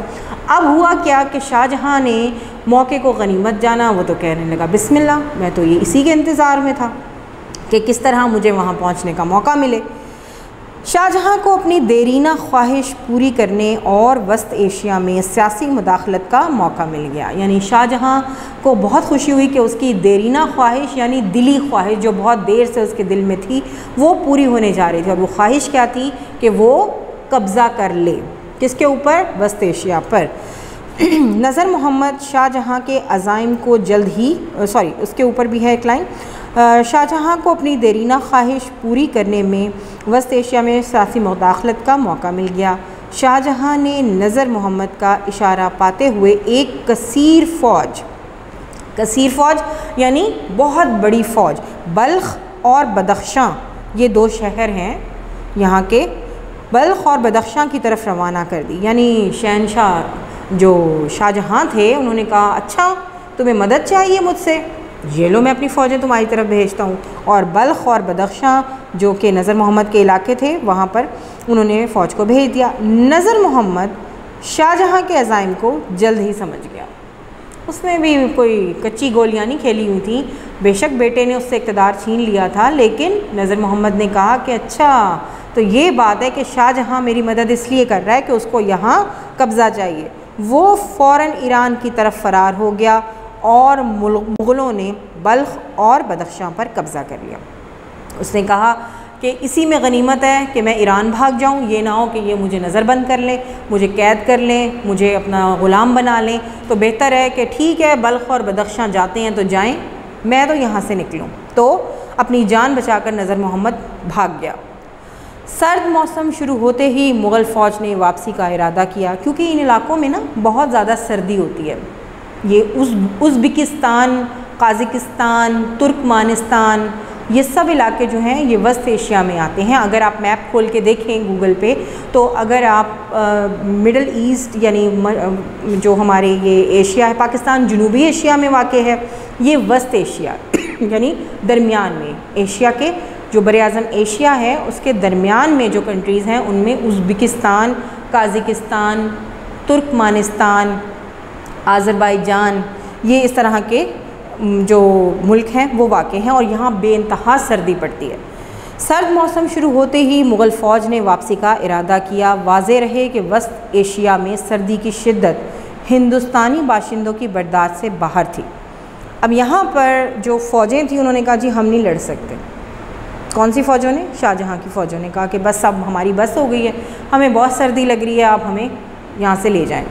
तो फिर हुआ क्या कि शहज़ादा मुराद इस मुहिम का सरबराह था। मुराद कौन था ये अब आगे आपको पता चलेगा। शाहजहाँ के 4 बेटे थे, ठीक है, मुराद उनमें से एक था। और ये जो मुहिम थी, कौन सी मुहिम थी? बल्ख और बदख्शां को फ़तह करने की। तो आगे मज़ीद इलाके फ़तह करने की कोशिश में थे, लेकिन सर्दी पड़ गई, तो इसलिए मुराद जो कि शाहजहाँ का बेटा था, उसने कहा कि क्या करना चाहिए, इसने इजाज़त का इंतज़ार किए बग़ैर वापसी की तैयारी शुरू कर दी। किसका?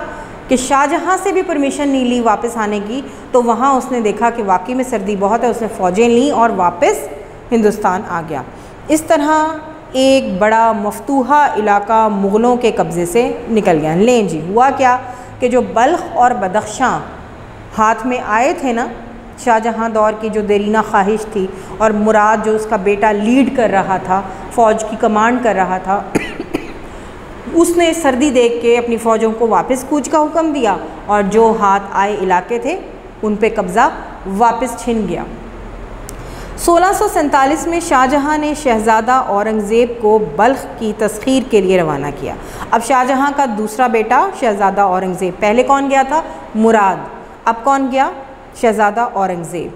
दोबारा से बल्ख की तस्खीर यानी बल्ख को फ़तह करने के लिए दोबारा उसने उसको भेज दिया और इस मुहिम की निगरानी की खातिर ख़ुद भी काबुल पहुँच गया। ठीक है, यहाँ पे अफ़गानिस्तान का दारुल हुकूमत काबुल, वहाँ पहुँच गया। काफ़ी दुश्वारी के बाद औरंगज़ेब ने बल्ख फ़तह कर लिया। अब दोबारा से फ़तह कर लिया, मुराद ने भी फ़तह कर लिया था, लेकिन इसने भी दोबारा। वस्त एशिया के हुक्मरान अब्दुल अज़ीज़ ने मुकाबला किया मगर शिकस्त खाकर सुलह पर मजबूर हो गया। ये कौन? अब्दुल अज़ीज़, नज़र मोहम्मद का बेटा। ठीक है, और नज़र मोहम्मद कहाँ फ़रार हो गया? ईरान। उस वक्त ये अब्दुल अज़ीज़ वहाँ का हुक्मरान बना हुआ था, तो उसने देखा कि अब मेरी तो शिकस्त है, तो उसने क्या किया? सुलह कर ली। उस ज़माने में नज़र मोहम्मद ने ईरानी सिपाहियों की मदद से अपना खोया हुआ इलाका हासिल करने की कोशिश की मगर नाकाम रहा। अब याद रहे कि नज़र मोहम्मद जो इसका बाप था, क्योंकि उसको हटा दिया था ना हुकूमत से, तो नज़र मोहम्मद भाग गया ईरान, और ईरान से जब उसने मदद तलब की कि चलो मेरी मदद करो, बल्ख और बदख्शां मुझे वापस दिलवाओ, तो उसने बगावत तो की, फ़ौज के साथ हमलावर होने की कोशिश तो की, लेकिन नाकाम रहा। शिकस्त खाने के बाद नज़र मोहम्मद ने शाहजहाँ से दरख्वास्त की कि वो मफतूहा इलाके उसे बख्श दे। अब नज़र मोहम्मद शाहजहाँ का दोस्त था, ठीक है, तो उसने कहा कि देखो शाहजहाँ, जो तुमने फ़तह किए ना इलाके, मेरे बेटे ने तो वो मुझसे ले लिए थे और मैंने हमला भी किया, फिर भी मुझे नहीं मिले, तो तुमने जो इलाके फ़तह किए हैं ना, बल्ख और बदख्शां, प्लीज़ ये मुझे दे दो। इसकी दरख्वास्त पर शाहजहाँ ने बल्ख और बदख्शां उसके हवाले कर। देखें वही बात जो मैंने अभी आपको बताई कि शाहजहाँ की दोस्ती थी, तो शाहजहाँ ने कहा अच्छा चलो ठीक है, तुम ले लो वापस। अमली तौर पर मकामी उज़्बेकों के गोरीला तरीके जंग और मौसमी हालात के पेश नज़र फतूहात को अपने कब्ज़े में रखना मुमकिन ना था। अब ये मकामी उज़्बेकों कौन है? जो वहाँ के रहने वाले बाशिंदे हैं। मैंने अभी आपको मुल्कों के नाम बताए थे ना, उज़्बेकिस्तान, काज़ाकिस्तान, आज़रबाईजान, तो ये वो इलाके थे। और गोरीला तरीके जंग क्या होता है? गोरीला तरीके जंग से मुराद ऐसा तरीके जंग कि आमने सामने दुश्मन मद्दे मुकाबिल नहीं होता, बल्कि छोटे छोटे ग्रुप बनाकर दुश्मन की मुल्क में दाखिल हो जाते हैं, उनकी रियासत में दाखिल हो जाते हैं और उनको नुकसान पहुँचाते हैं छुप कर, जैसे दहशतगर्दी हो गई, जैसे कहीं बम ब्लास्ट हो गया, इस तरह करके दुश्मन को कमज़ोर करने की कोशिश करते हैं। तो इसको गोरीला जंग कहते हैं, यानी छुप कर हमला करना, मख्फी होकर अपने आप को रूपोश करके, यानी सामने आकर आमने सामने हमला ना करना, बल्कि छोटे छोटे ग्रुप्स में तकसीम होकर दुश्मन को नुकसान पहुँचाना उसके मुल्क में रहकर।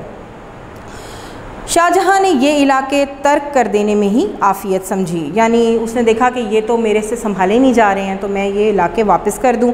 इन मुहिम्मात पर शाहजहाँ का करोड़ों रुपया खर्च हुआ। हालांकि शाहजहाँ ने पहले जब फ़ौज भेजी मुराद के साथ, तब भी बहुत ख़र्चा हुआ और फ़ौज लड़ झगड़ के वापस आ गई बग़ैर किसी कब्ज़े के। फिर उसके बाद उसने अपने बेटे औरंगज़ेब को भेजा, उसके साथ भी यही हुआ कि जो इलाके फ़तह किए वो उसको नज़र मोहम्मद को देने पड़े, और फिर उसके ऊपर उस वक्त का करोड़ों रुपया आज तो हम तखमीना भी नहीं लगा सकते, अंदाज़ा भी नहीं लगा सकते कि कितनी ज़्यादा अमाउंट होगी। उज़्बेकों ने मुग़ल फ़ौज को बड़ा जानी और माली नुकसान पहुँचाया और सर्द मौसम में लातादाद फ़ौजियों की हलाकत हुई। मजमूई तौर पर इन मुहिम्मात से किसी किस्म का सियासी या फ़ौजी फ़ायदा ना हुआ। इस तरह शाहजहाँ की वस्त एशियाई पॉलिसी नाकाम हो गई। ये समझ में आ गई बात आपको कि शाहजहां ने कोशिश बड़ी की, लेकिन एक तो वहाँ का मौसम बहुत सर्द था, ठंडक बहुत थी, और ये जो मुग़ल थे ये सर्दी के आदी नहीं थे, क्योंकि हिंदुस्तान में इतनी ज़्यादा सर्दी नहीं पड़ती जितनी कि वस्त एशिया में पड़ती है। तो फ़ौजें वहाँ पर लड़ नहीं सकी, बीमार हो गई, हलाकतें हो गई फ़ौजियों की। और फिर वस्त एशियाई पॉलिसी जो थी शाहजहां की, जो उसकी देरीना ख्वाहिश थी जद्द अमजद की तरफ से कि मैं यहाँ ये इलाके फ़तह करूँ और इन पे काबिज़ हो जाऊँ और अपना इक़्तिदार, तो ये उसकी नाकाम हो गई। तो ये आपके 8वें दिन का काम मुकम्मल हुआ। इसमें से आपने 5 MCQs और 5 शॉर्ट क्वेश्चंस बनाने हैं और अच्छी तरह रीडिंग करनी है।